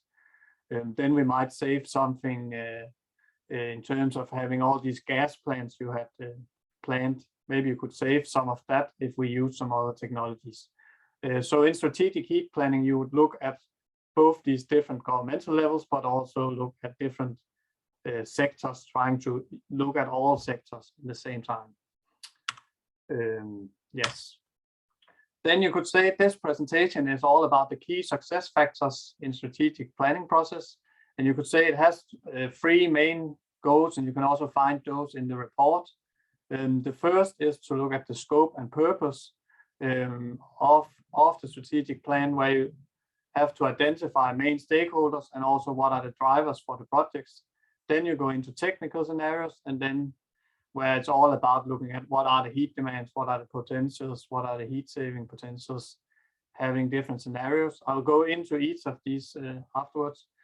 And then it's about looking at the framework conditions, because I think we also saw the presentation from Irina before, where you can say that there are often a lot of framework conditions that kind of dictate the solutions that can be barriers to actually integrating the solutions. That can be also technical barriers linked to how does the existing system look compared to having you could say the new, for instance, this 4th generation district heating might be very hard to implement in Mongolia because you have very high heat demands and maybe the buildings are very old and so on. So it can also be kind of technical challenges linked to how does the existing building stock look, for instance. But it can also be linked to ownership, financing, and so on. But we will go through all of these three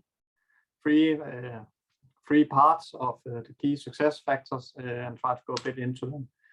So you could say, if we look at the scope, purpose, and stakeholders, then you could say it's important to drive us for the energy planning process, and especially when you often have different targets. So you could say it could both be climate change, it could also be energy security, or it could be pollution or energy poverty. For instance, we have seen since the Ukrainian war, we can see in Europe now that energy security has become very high priority.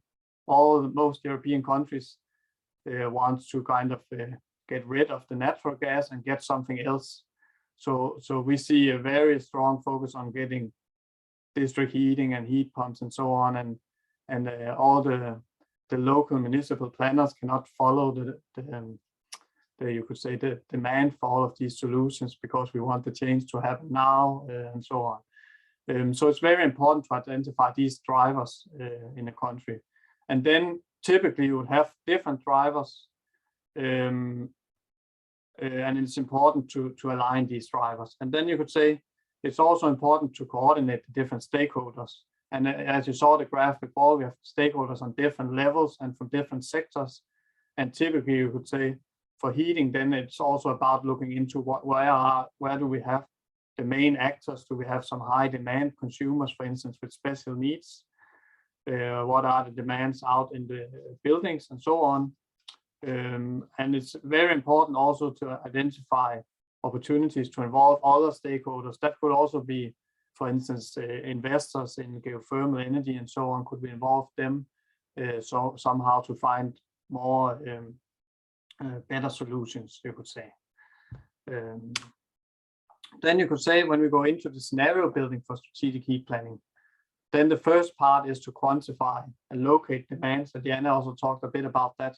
But typically what we do is try to either have measurements of actual demands in buildings, or try to model or estimate some demands ourselves. And the challenge often is with these strategic heat planning, because we look at the larger scale, for instance, at a country level and so on, then often we do not have measured actual demands of buildings for all the ones that have these individual heat supply sources.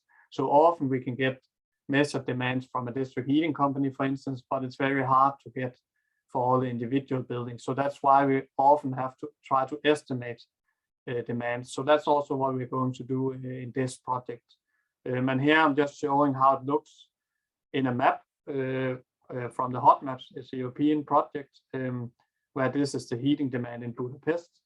And you can also map cooling demands. I don't think that's so relevant in the Mongolia case, but often we use these kind of heat demand maps to say, where do we have high enough densities to be able to build district heating networks, you could say. Afterwards, we go in and try to quantify what are then the heat sources. And you could say, if we have the heat demands here from before, then you could try to identify maybe there are some excess heat sources, and that can be from any type of industrial purpose. It could also be in Europe, for instance, we are looking a lot into supermarkets and data centers and so on, which have very low temperatures, which of course requires you to have these more low temperature district heating systems to actually utilize that efficiently.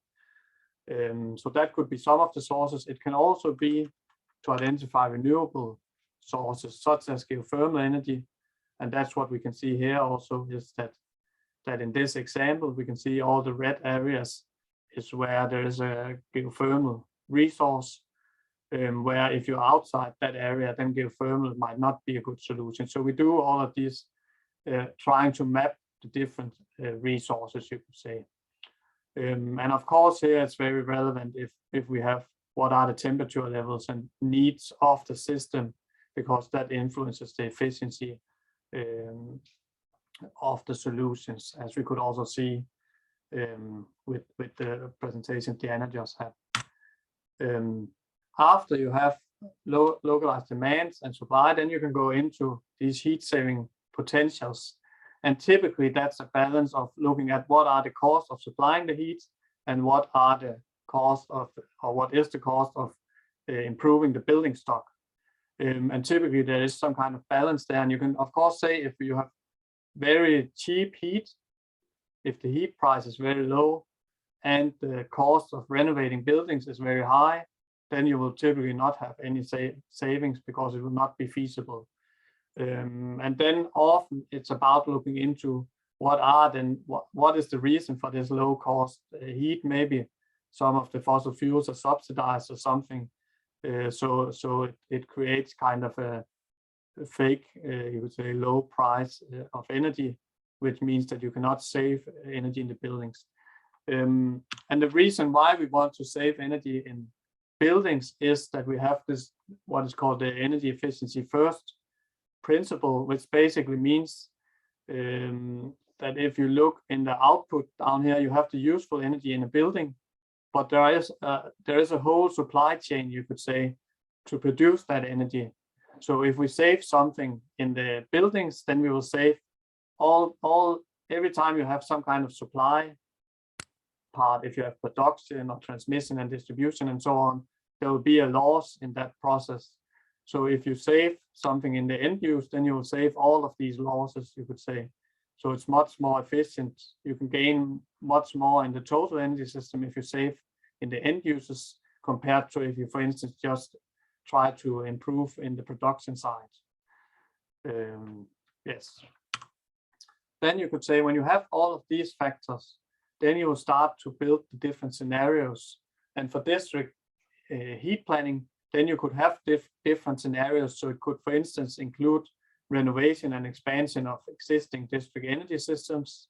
It could also be connecting two different district energy systems. It could be making new district energy systems. Maybe there are some cities with high enough density to actually build a new district heating system.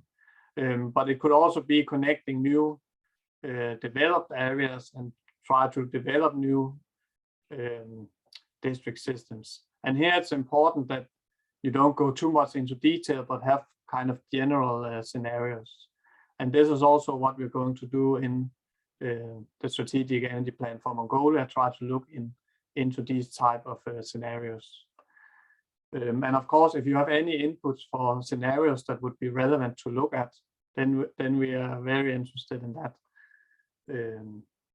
That could also be part of the next seminar.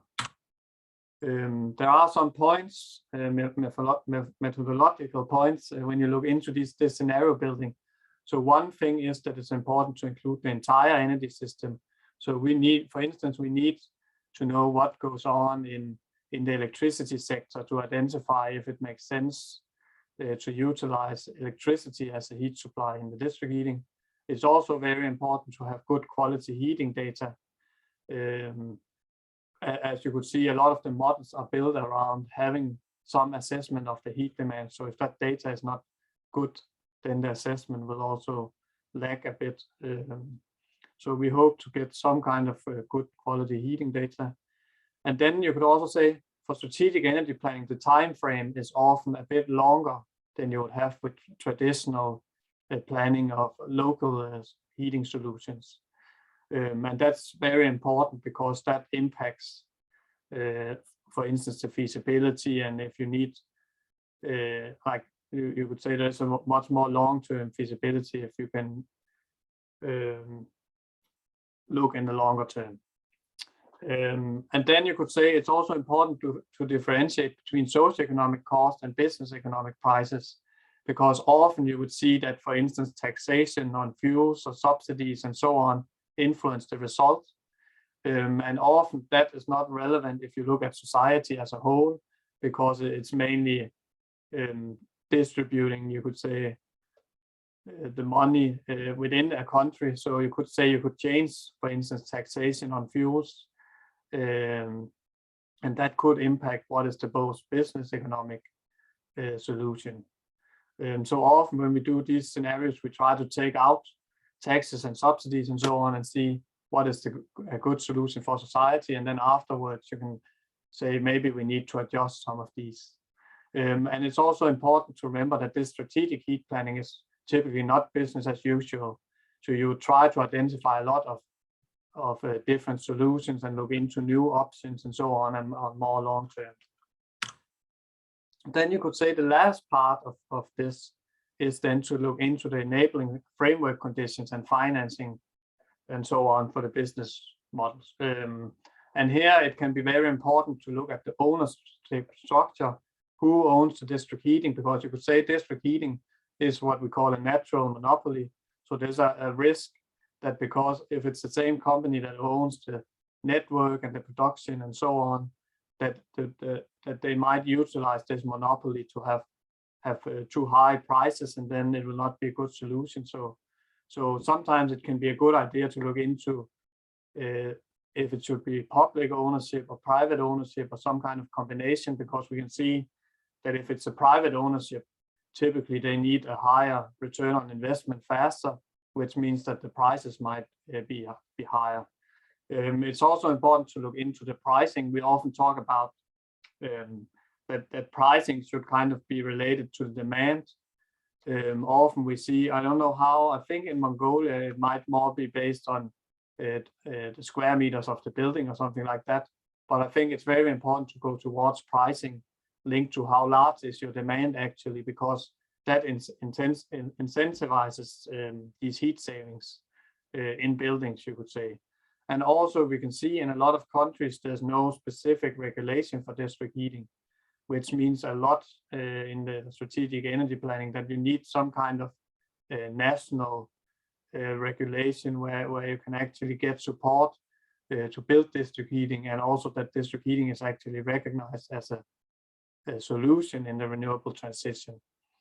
And then, of course, there's the whole financing part, and typically that would be some kind of, you could say, local municipal money combined with some kind of grants from more national or international bodies. And you could also say that you can look into like concession loans and so on, where you have longer.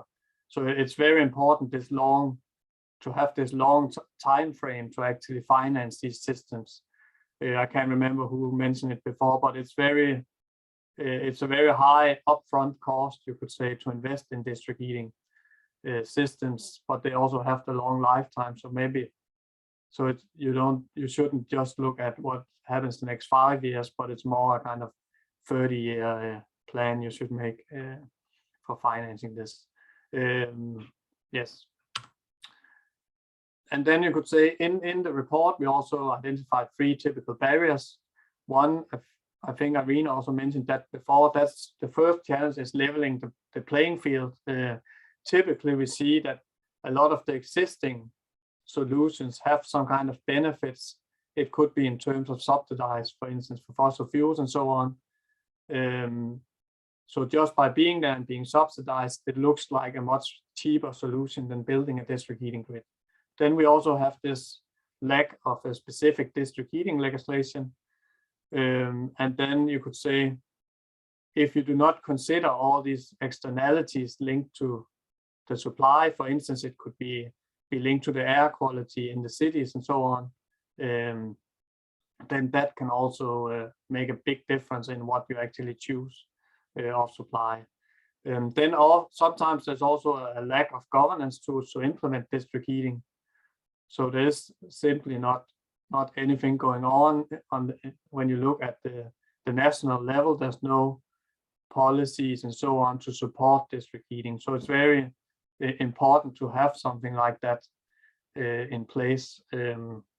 For instance, in Denmark, there is a whole district heating supply law where we go into where the government tells municipalities that you should try to look for where should we have district heating potentials within the next 20 years. So there's a lot of things going on, you could say, from the national authorities and down, and we see that sometimes lacking in other countries or in many countries.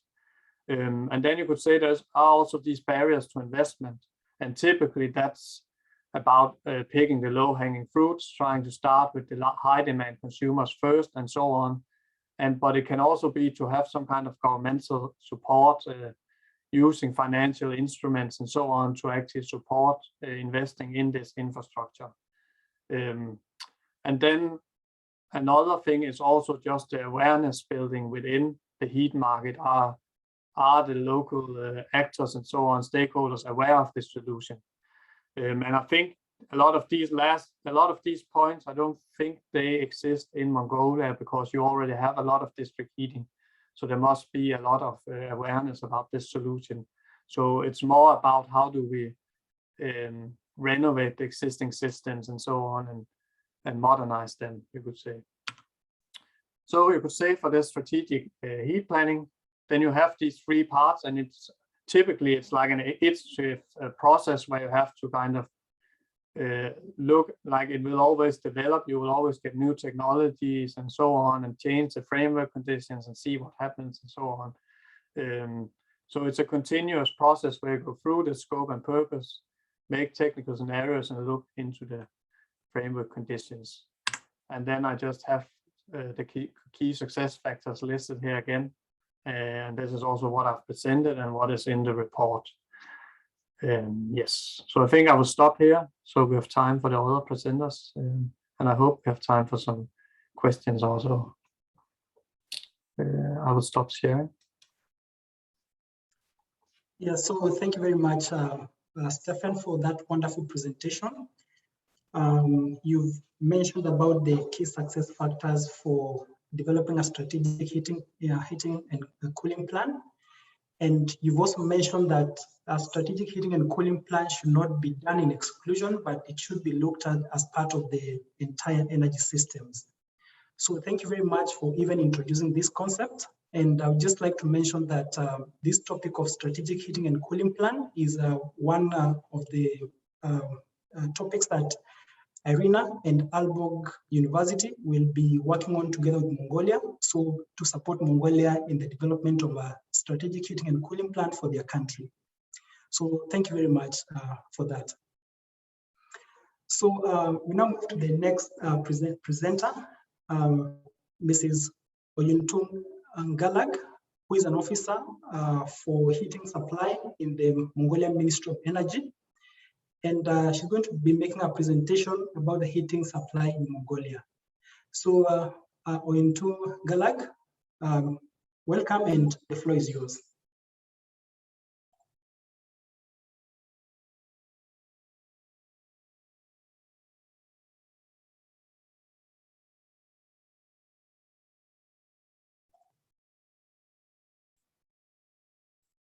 За сайн байцгаана уу. Та бүхэндээ энэ өдрийн мэндийг хүргэе. За миний share харагдаж байгаа болов уу? Yes, I can see your screen. If you could put it into presentation mode, please.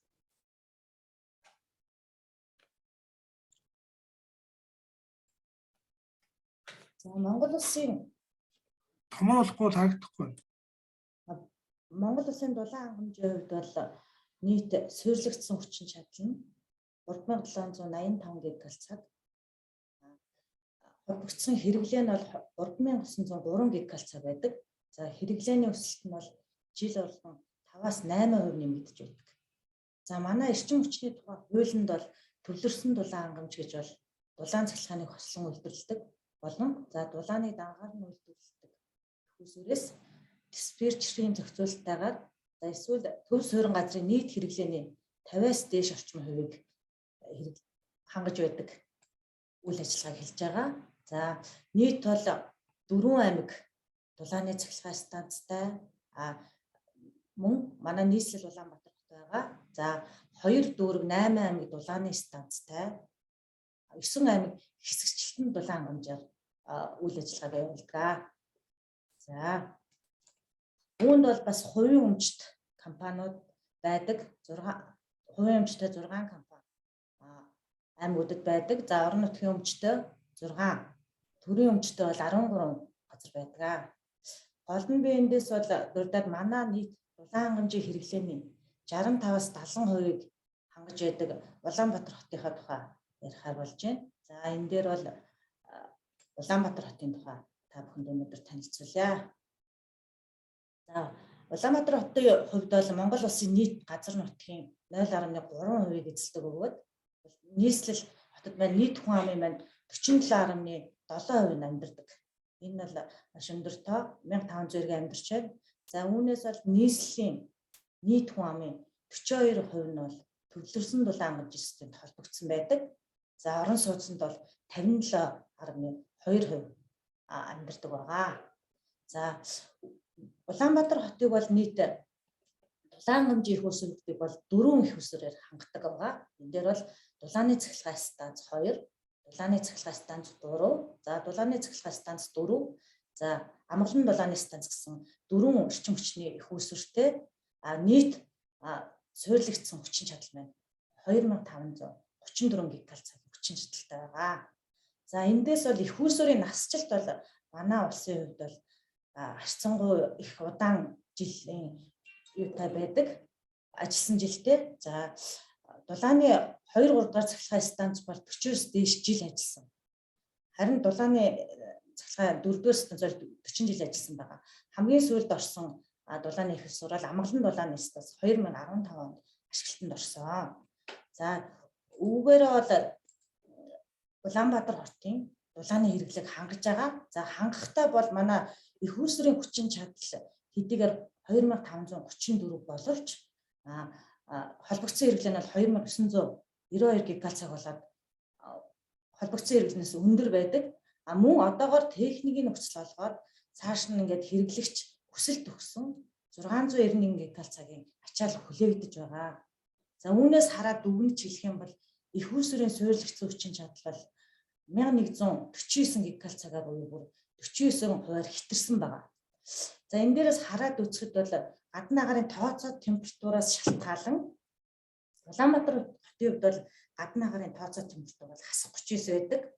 Сүүлийн жилүүдэд бол оргил ачаалын үед бол гадны агарын температур дулаарсантай холбоотойгоор 10 орчим хэмээр дулаарсан.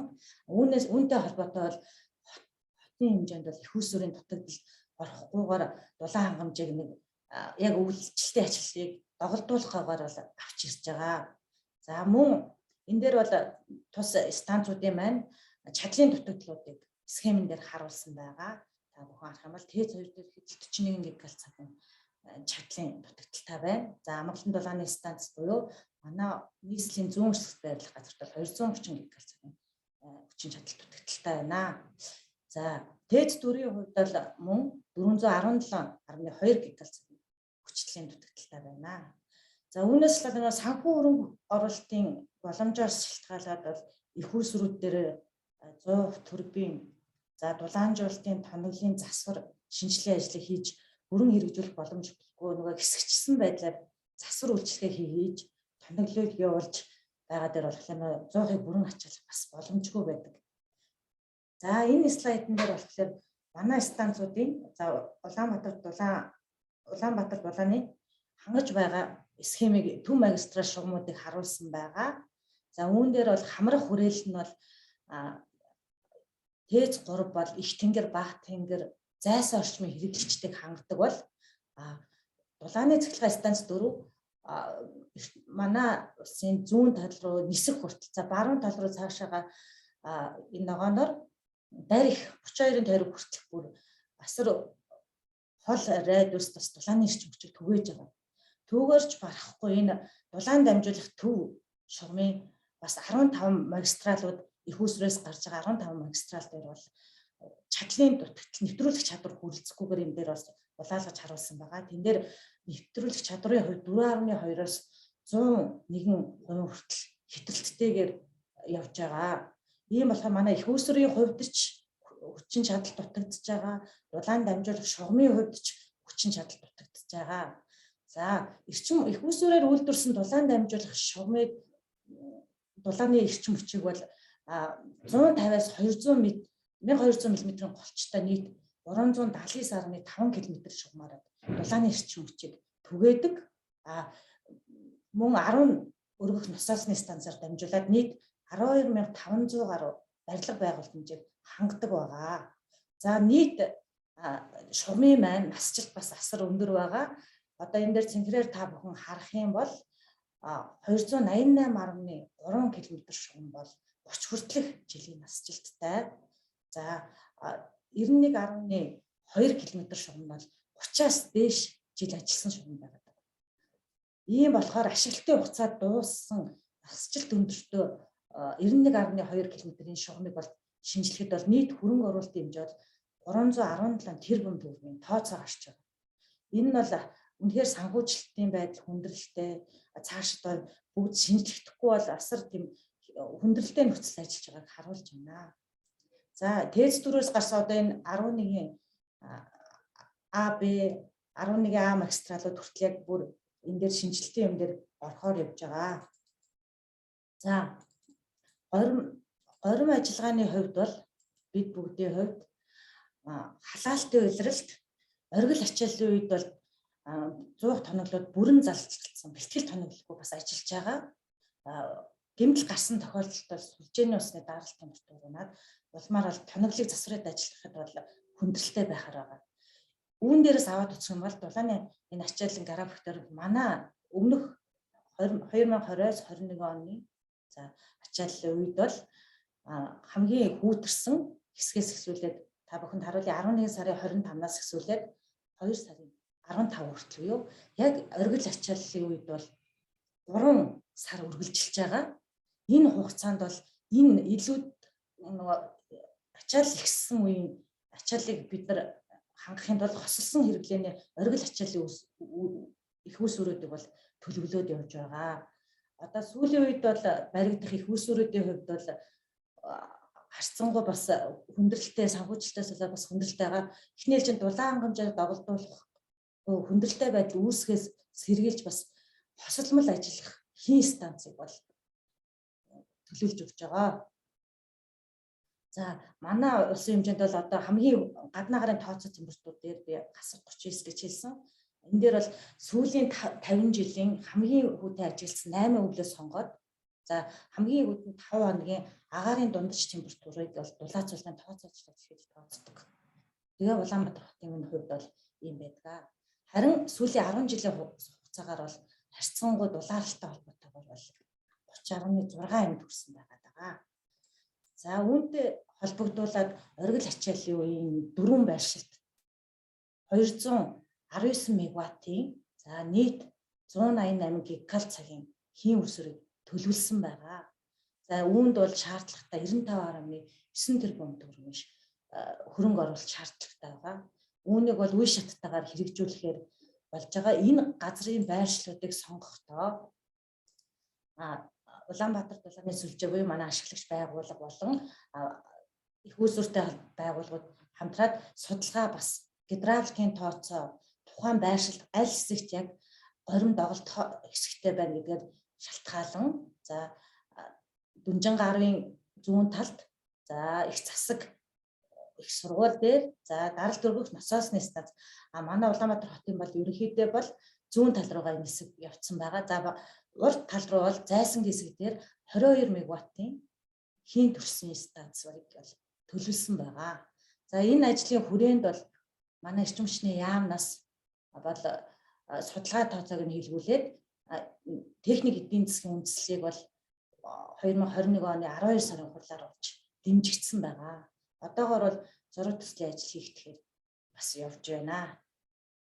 За өсөн нэмэгдэж байгаа Улаанбаатар хотын хэрэглээний хувьд бол жилд дунджаар бол 190 гигакал цагийн хэрэглээ бүхий бол 280 байгууллага бол жилд дунджаар ирж байна. Энэ нь бол өсөлт нь бол 7-8 хувиар өсөн нэмэгдэж байна. Ер нь жил болгоны өсөн нэмэгдэл хүмүүсийн хэрэглээ. Одоогийн байдлаар болохоор техник нөхцөл хүлээлгдсэн 685 аж ахуйн нэгжийн бол 691 гигакал хэрэглээ байна. Мөн үүнтэй холбогдуулаад түрүүн бас Nielsen Stefan багш бас ярьжсэн барилгын дулааны алдагдлыг хувьд бас ажил хийх хэрэгтэй. Эрчим хүчний хэмнэлтийн талаар бас хэрэгжүүлэх хэрэгтэй. Дулаан дамжуулах шугамын үед бас алдагдлыг та бүхэн хийвэл бас их хэмнэлттэй байх ёстой гэж байгаа. Энэ дээр бол манай нийслэл Монгол Улсын хувьд бол нийслэлийн зүгээс бас хэрэгжил болгон тодорхой хэмжээний барилгуудыг хэрэгжүүлээд бас 5-8% бас дулааны алдагдлыг бууруулах ажил хийж байгаа. Энэ хэрэглээгээр өсөн нэмэгдэж байгаа хэрэглээгээ бас хангааж явж байгаа. За алсын хараа 2050 дээр Улаанбаатар хотын хувьд 2040 он хүртэл хөгжлийн ерөнхий төлөвлөгөөнд бол дулаан хангамжийн системийг бол нийт дулааны ачааллыг бол 4704 гигакал цаг. За хэсэгчлсэн дулаан хангамжийн ачааллыг бол 4476 гигакал цаг байхаар за дунд чадлын зурнуудаа хэрэглээгээр бол 656 гигакал болох. Эдгээрийг бол хий болно. Хийн төршилсэн дулааны насаас нарны их усүр дулааны нөөцлөөр мөн сэргээгт эрчим хүчээр хангахаар бол төлөвлөж байгаа. Аль болох байгальд хор багтаа хүлэмжийн хийн ялгадлыг бууруулсан тийм төслүүдийг хэрэгжүүлэхээр бас төлөвлөд ажиллаж байгаа. За үүнтэй одоо энэ хэрэглээтэй холбогдуулаад манай Монгол Улсын засгийн газраас за ойрын үйл ажиллагаанд хэрэгжүүлж байгаа арга хэмжээний хөтөлбөрийг та бүхэн танилцуулъя. Энд бол дулааны цахилгаан станц, дулааны станц, дулаан дамжуулах шугамын хувьд бол хийгдэж байгаа 8 төсөл арга хэмжээ байна. За үүнээс бол одоо хөрөнгө оруулалт хийгдээд санхүүжилт нь шийдвэрлэгдсэн дамжуулах шугамын 2 том төсөл хэрэгжиж байна. Санхүүжилт нь бас шийдвэрлэх шаардлагатай их усүрийн 2 төсөл байгаад байна.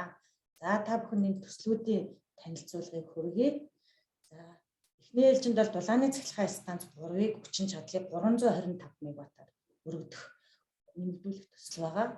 За уг төсөл хэрэгжснээрээ бол нийт цахилгааны хэрэглээ 325 мегаваттаар дулааны хэрэглээ 370 гигакалц цагаар нэмэгдэнэ. За үүнтэй холбоотойгоор бол 120 айлын нийт 370 орон сууцыг хангах, за 148 мянган айл өрхийг бол хангах нэмэлт их усүр болно. За дулаан хангамжийн үед хувьд бол хотын төв болон зайсан орчмын хэрэглэгчдийг бол дулаанаар хангах техникийн нөхцөл бүрдэж байгаамаа. За хоёр дахь их усүрийн хувьд бол амгалан дулааны станцыг 116 мегаваттаар өргөдөх төсөл юм аа. Энэ төслийн хувьд бол тухайн дулааны станцыг яг өөрсдөө ижлэх чадaltaй 100 гигакалц цагийн дулааны ачаалттай 100-аар өргөдөхөөр ажиллаж байна. Үүн дээр бол бас техник эдийн засгийн үндэслэлийг боловсруулсан байгаа. Санхүүжилтийг шийдвэрлэх бас шаардлагатай байгаа. Үүнийг хэрэгжүүлснээр бол Улаанбаатар хотын зүүн хэсгийн хэрэглэгчдийг хангаад нийт 11 мянган орчим айл өрх, за 9 давхар 340 ширхэг барилга, за нийт 145 хэрэглэгчийн 109 гигакалц цагийн ачааллыг шинээр хангах боломж бүрдэж байна. Мөн манай нийслэлийн хувьд бол агаарын бохирдол хамгийн өндөртөө нийслэл байгаа. Тэгээ агаарын бохирдлыг бууруулж хамгийн сүүлийн үеийн технологитой зуухыг хэрэгжүүлэхээр ажиллаж байна.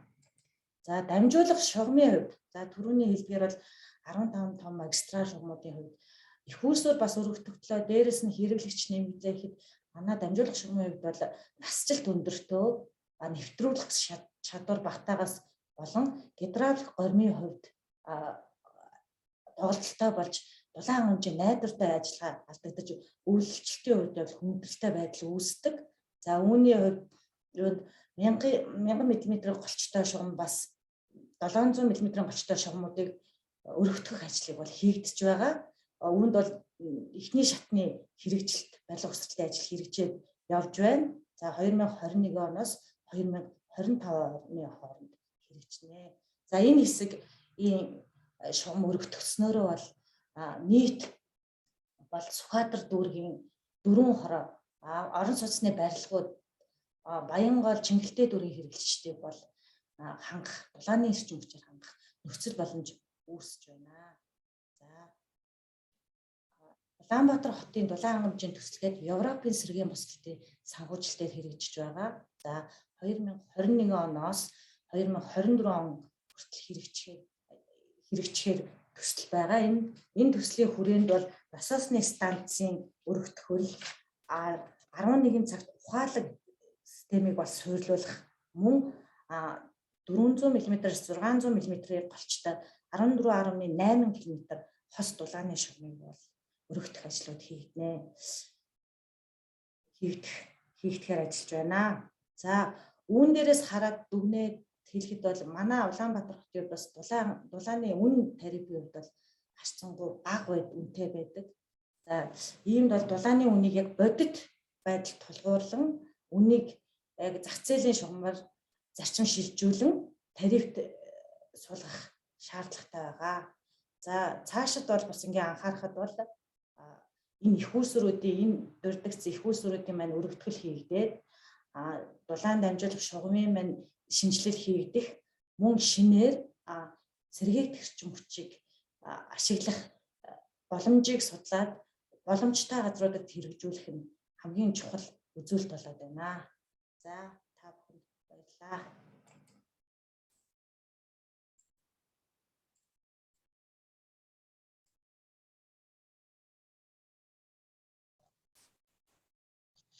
So thank you very much, Ms. Oyuntungalak, for your very nice presentation. You've talked about the district heating supply for Mongolia, as well as the ongoing projects where renewable is also being considered as part of that expansion. So we now go to our final speaker for the day, Ms. Solomon, who will be speaking about clean heating for climate action. So Ms. Solomon is a program officer for Mongolia at the Global Green Growth Institute, and I welcome you to take the floor. Thank you.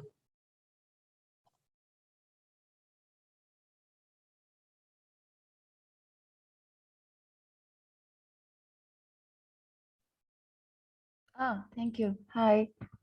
I wonder if you hear me. Hello? Yes, I hear you. I hear you. Okay. Okay, thank you. So today, thank you. First of all, thank you for giving me the opportunity to talk about the climate change and clean heating work we did in Mongolia since 2016. So before I start, maybe I should briefly introduce what GGGI is. Our organization is an intergovernmental organization to support the policy to achieve the targets of the SDG and NDC in Mongolia. So we've been working, currently now we are operating in 43 countries worldwide, and the being operational in Mongolia since 2014. So since that, we did quite a good number of the work relates to clean heating and climate change.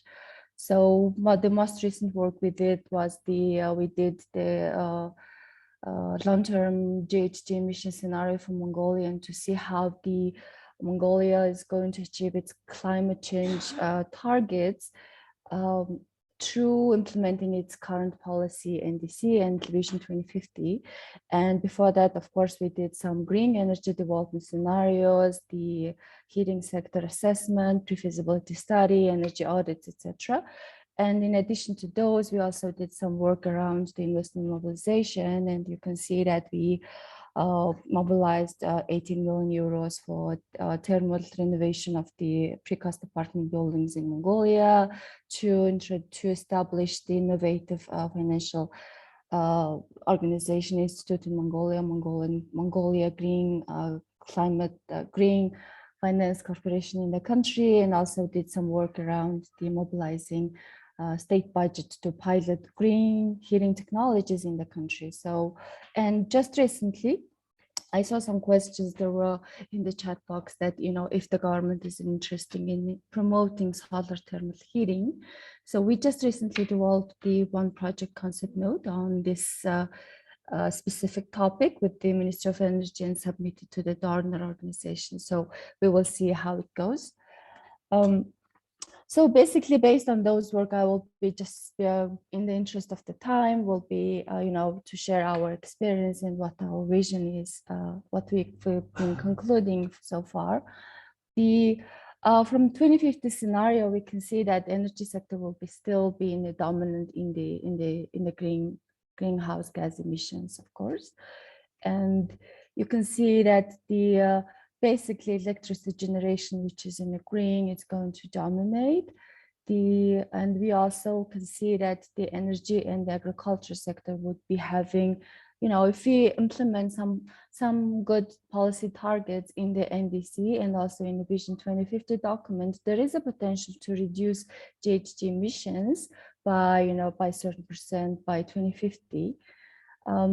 So we can see that the if you take a close look at the 2050 scenarios, we can see that the heat-only boilers and also some household sectors, energy, electricity generations will be still dominant in the country, and those are the sectors that we need to work on to reduce the GHG emissions, but also to achieve the climate commitments. I think the previous speakers already kindly shared about what's the Mongolia country context, so I will not go into details, but I would like to highlight that here that in the NDC document, the National Determined Contribution, Mongolia is aiming to reduce its GHG emissions by 32%, and in its action plan, it specifically says that the country will be working on improving the heat supply in the provincial level, and also to use and introduce alternative technologies as ground source heat pumps for space heating and in domestic hot water use.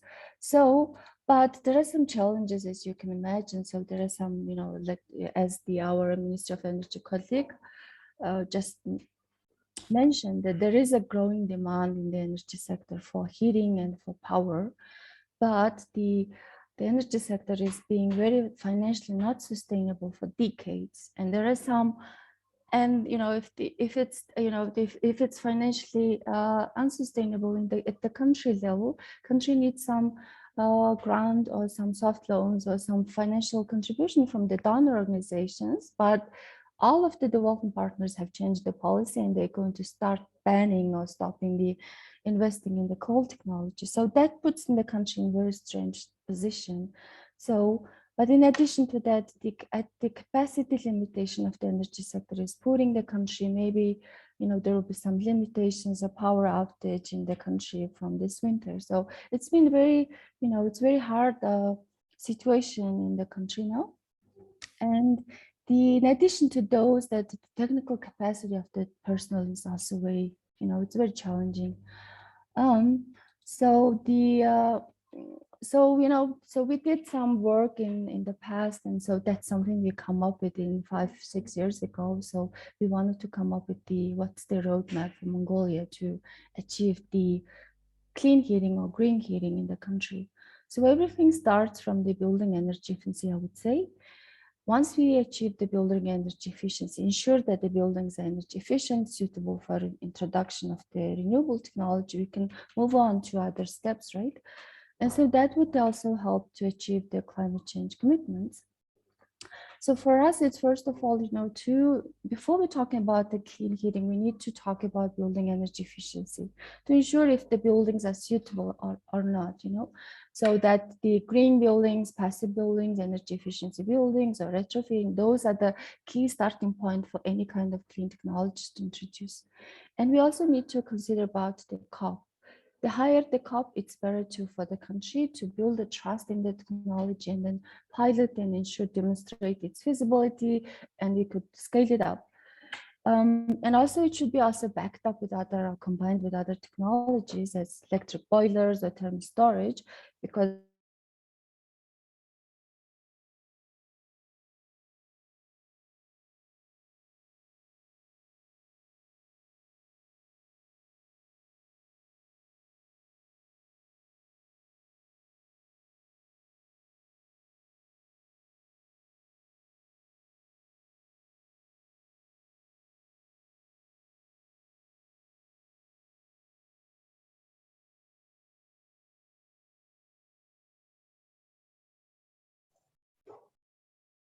Solomon, we seem to have lost you. We can't hear you.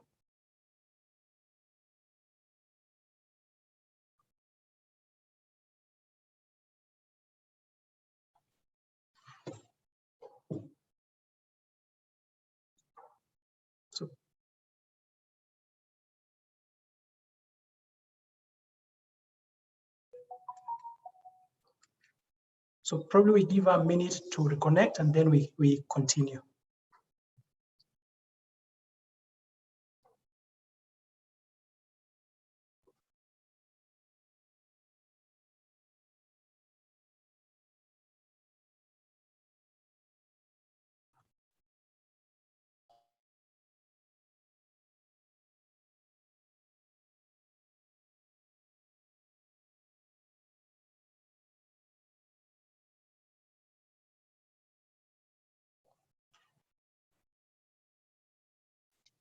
But I think as we wait for her to reconnect, probably we can take some few questions. Yeah, so one of the questions, this is addressed to Mr. Baldor. It's regarding your presentation where you mentioned quite a number of natural gas plants that have been planned. And the question was regarding the source of natural gas, whether you see these as homegrown natural gas resources, or whether there are plans to use the renewable gases that were mentioned by one of the speakers. And how do you see the security of supply of this gas? I'm sorry, I got some connection issues. Hello? Асуултанд хариулъя. За, хийн асуудлын одоо өнөөдрийн байдлаар Монгол улсад эрэл хайгуулын ажил одоо эрчимтэй хийгдэж байгаа. Одоо нүүрсний давхрын метан хий, мөн одоо хатуу одоо нүүрснээс одоо нүүрсийг одоо цэвэр технологи ашиглан цэвэр технологи ашиглан одоо хий гаргаж авахар ажиллаж байгаа. За одоохондоо бол бид Оросын албаны улсаас одоо импортын хийн хамааралтай байгаа. Цаашид одоо дотоодын их үүсвэрийг одоо ашиглах талаар суурь судалгааны ажил, олон улсын одоо донор байгууллагатай одоо хамтран ажиллах, цаашлаад одоо хий одоо нүүрсийн давхрын метан хийгээ олборлох тийм чин хөсөл сонирхолтой ажиллаж байгаа. За би таны асуултанд хариулсан гэж найдаж байна. Баярлалаа.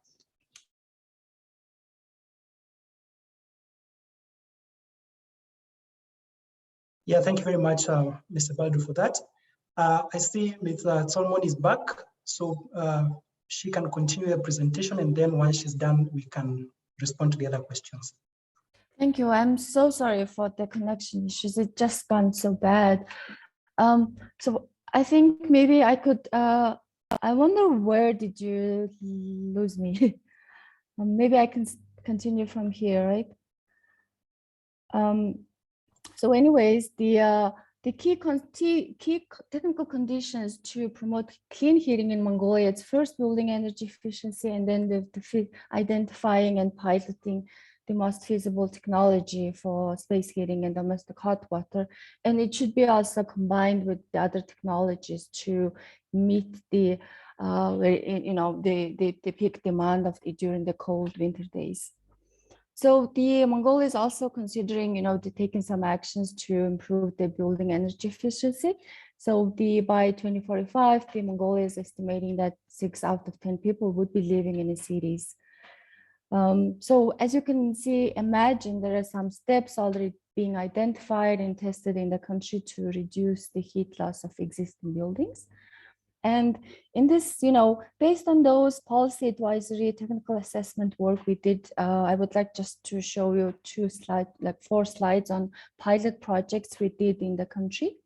So in 2015, we developed this green building concept, the blueprint for kindergarten.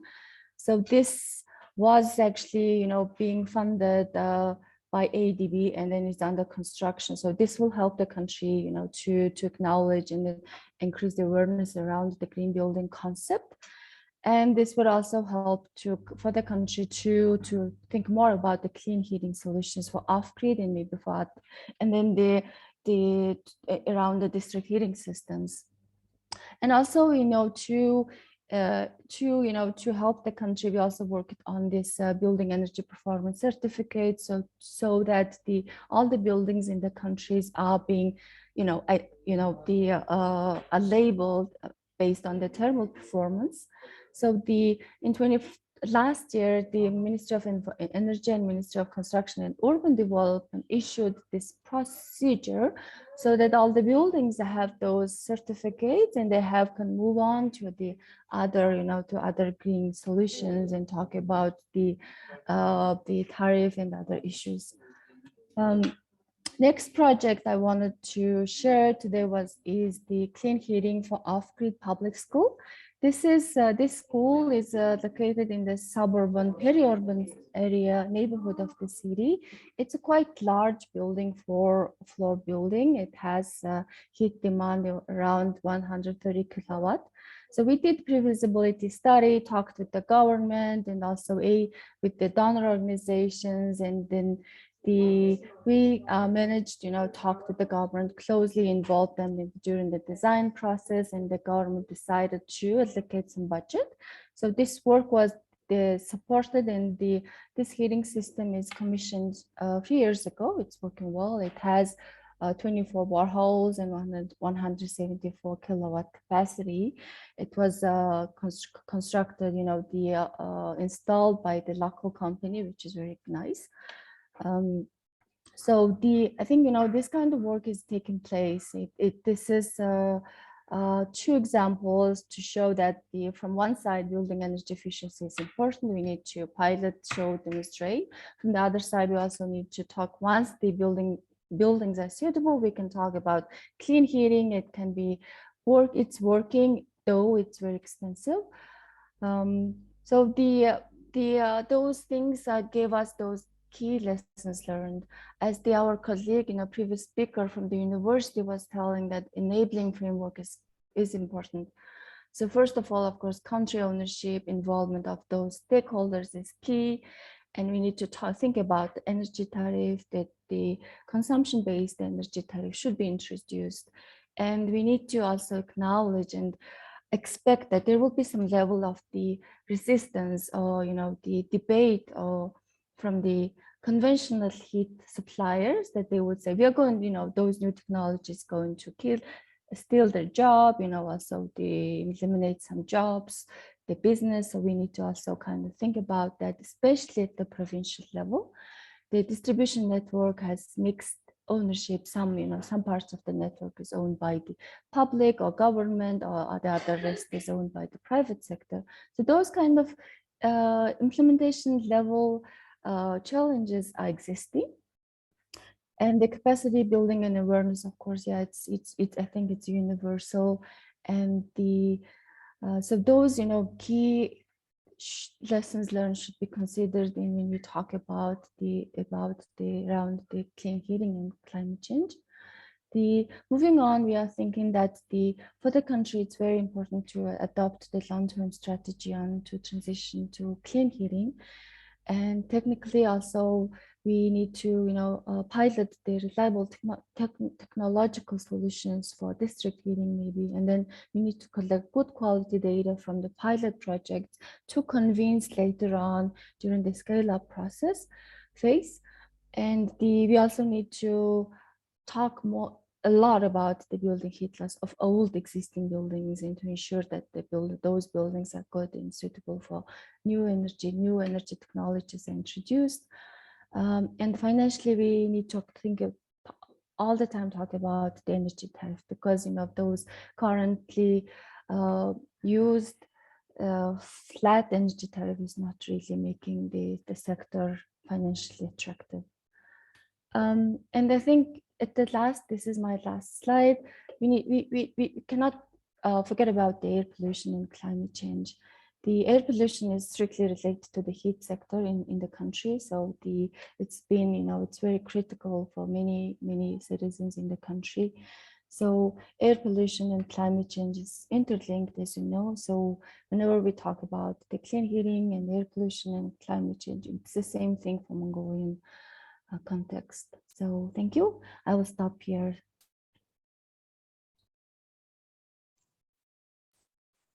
Thank you very much, Ms. Solomon, for that wonderful presentation.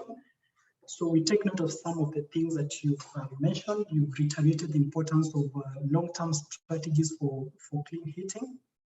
You've also mentioned about the pilot projects that GGGI is currently conducting. And you've also emphasized the importance of working to improve the energy efficiency of buildings as an enabler to the integration of more renewables in the heating sector. And of course, this ties very well with all the other presentations that we've had. So ladies and gentlemen, we've come to the end of our workshop today.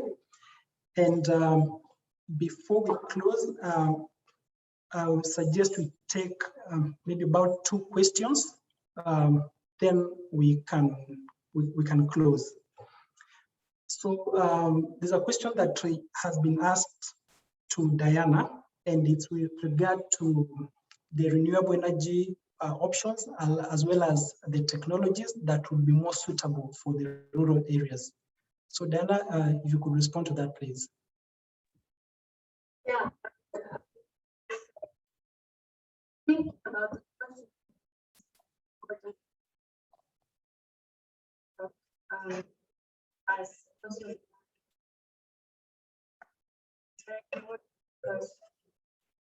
Sorry, Diana, we can't hear you.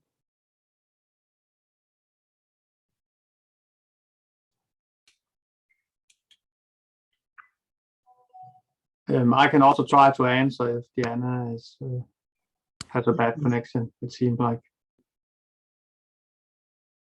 Yes, please. Is that okay? Okay. So I think at least from the European studies and other studies we have seen, then something like the last solution we just saw in the presentation, where you have some kind of ground source heat pump, can be a very good solution, because with heat pumps you can link it to a lot of the district heating, or not the district heating, to a lot of the renewable, the increase in renewable supply, wind and so on. You can also have rural. It kind of depends on the density of the areas, but if it's small cities, you can also have these smaller district heating grids, and there you would be able to use something like solar thermal and so on. Could also be a good solution there.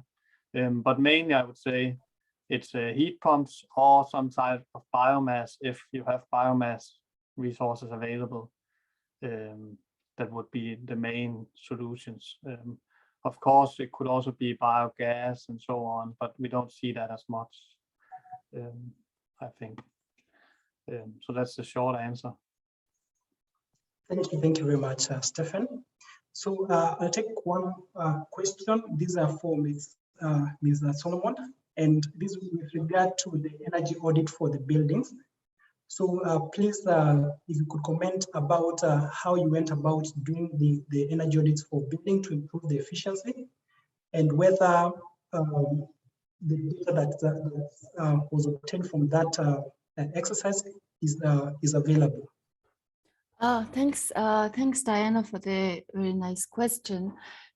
As you can see, you know, the purpose of the energy audit is to identify what's the thermal energy performance of those buildings, and based on those, the building owners can decide, or you know, to plan if the buildings need renovation or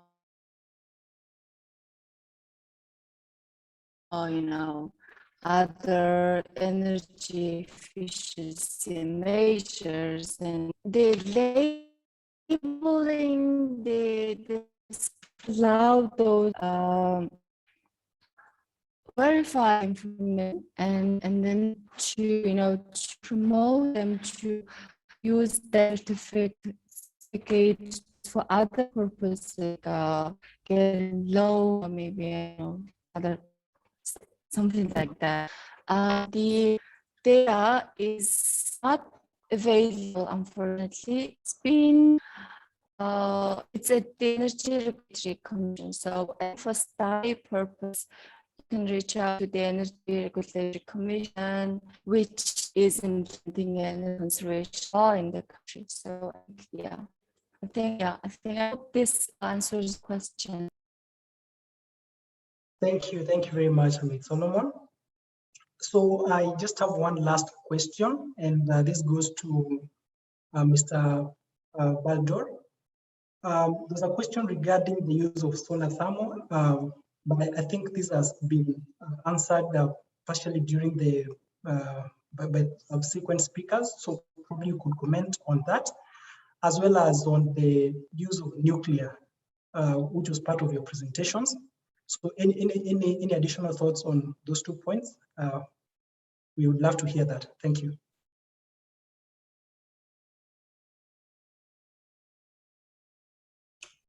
Эхнийхийг давтах хэрэгтэй болоо явах хэрэгтэй.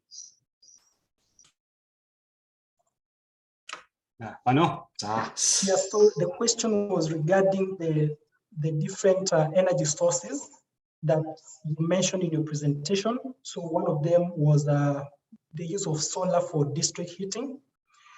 The other one was about the nuclear energy. So the issue of solar thermal has been touched on by the subsequent speakers. So if you have more insight that you could talk about that, we would love to hear it.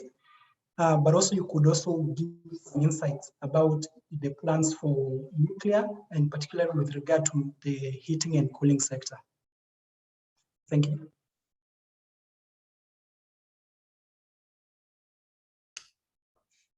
Таны асуултанд хариулъя. Баярлалаа. Сайхан асуулт асуусан байна. За, цөмийн эрчим хүчний талаар одоо эрчим хүчний яамаас баримталж байгаа бодлого гэх юм бол шин сэргэлтийн бодлогын хүрээнд одоо цөмийн эрчим хүчний төсөл одоо суурь судалгааны ажлуудыг эхлүүлэхээр тусган тусгацсан байгаа. Одоогоор бид одоо энэ цөмийн эрчим хүч болохоор нэлээд суурь судалгааны ажил, олон төрлийн судалгааны ажлууд хийгддэг. Цаашд одоо манай орнд тохирох үгүй юу гэсэн тийм одоо суурь судалгааны ажлуудыг ихэвчлэн хийх хүсэл эрмэлзэлтэй байгаа. За мөн хоёр дахь асуулт болох дээр одоо нарны эрчим хүчийг одоо цалгаа эрчим хүч болон мөн одоо дулаан хангамжид одоо шууд ашиглах одоо аль алины одоо эрчим хүчний яамны зүгээс одоо дэмжиж байгаа. Эдгээр нь болохоор одоо сэргээгдэх эрчим хүч одоо хүлэмжийн хийг бага ялгаруулдаг учраас энэ технологи, энэ шин дэвшил технологиг одоо эрчим хүчний яамны зүгээс маш их дэмжин ажиллаж байгаа. За таны асуултанд хариулсан байна. Баярлалаа. Yes, thank you very much, Mr. Baldo, for that response. So, ladies and gentlemen, we now come to the end of the event. And I would like to give a special thanks to our wonderful speakers for your excellent presentations, and also the participants for your patience and your active participation. To the organizers of the event, including the IRENA colleagues, the Ministry of Energy from Mongolia, as well as the Energy Regulatory Commission, who were with us from the very beginning of this project. And last but not least, our coordinator from Mongolia, Mr. Bavu, thank you very much for supporting us. So to conclude, I would like to welcome you to our next event, which is going to be held on the 3rd of June. This event is going to be focusing on the regulatory conditions necessary to support the deployment of renewable-based district heating systems. And it's also going to highlight some technical solutions to the challenges that hinder the deployment of renewables in the district heating systems. So in the coming weeks, we are going to be receiving invitations for participation in this event. So with that, I would like to close the event and wish you a nice weekend. Thank you very much.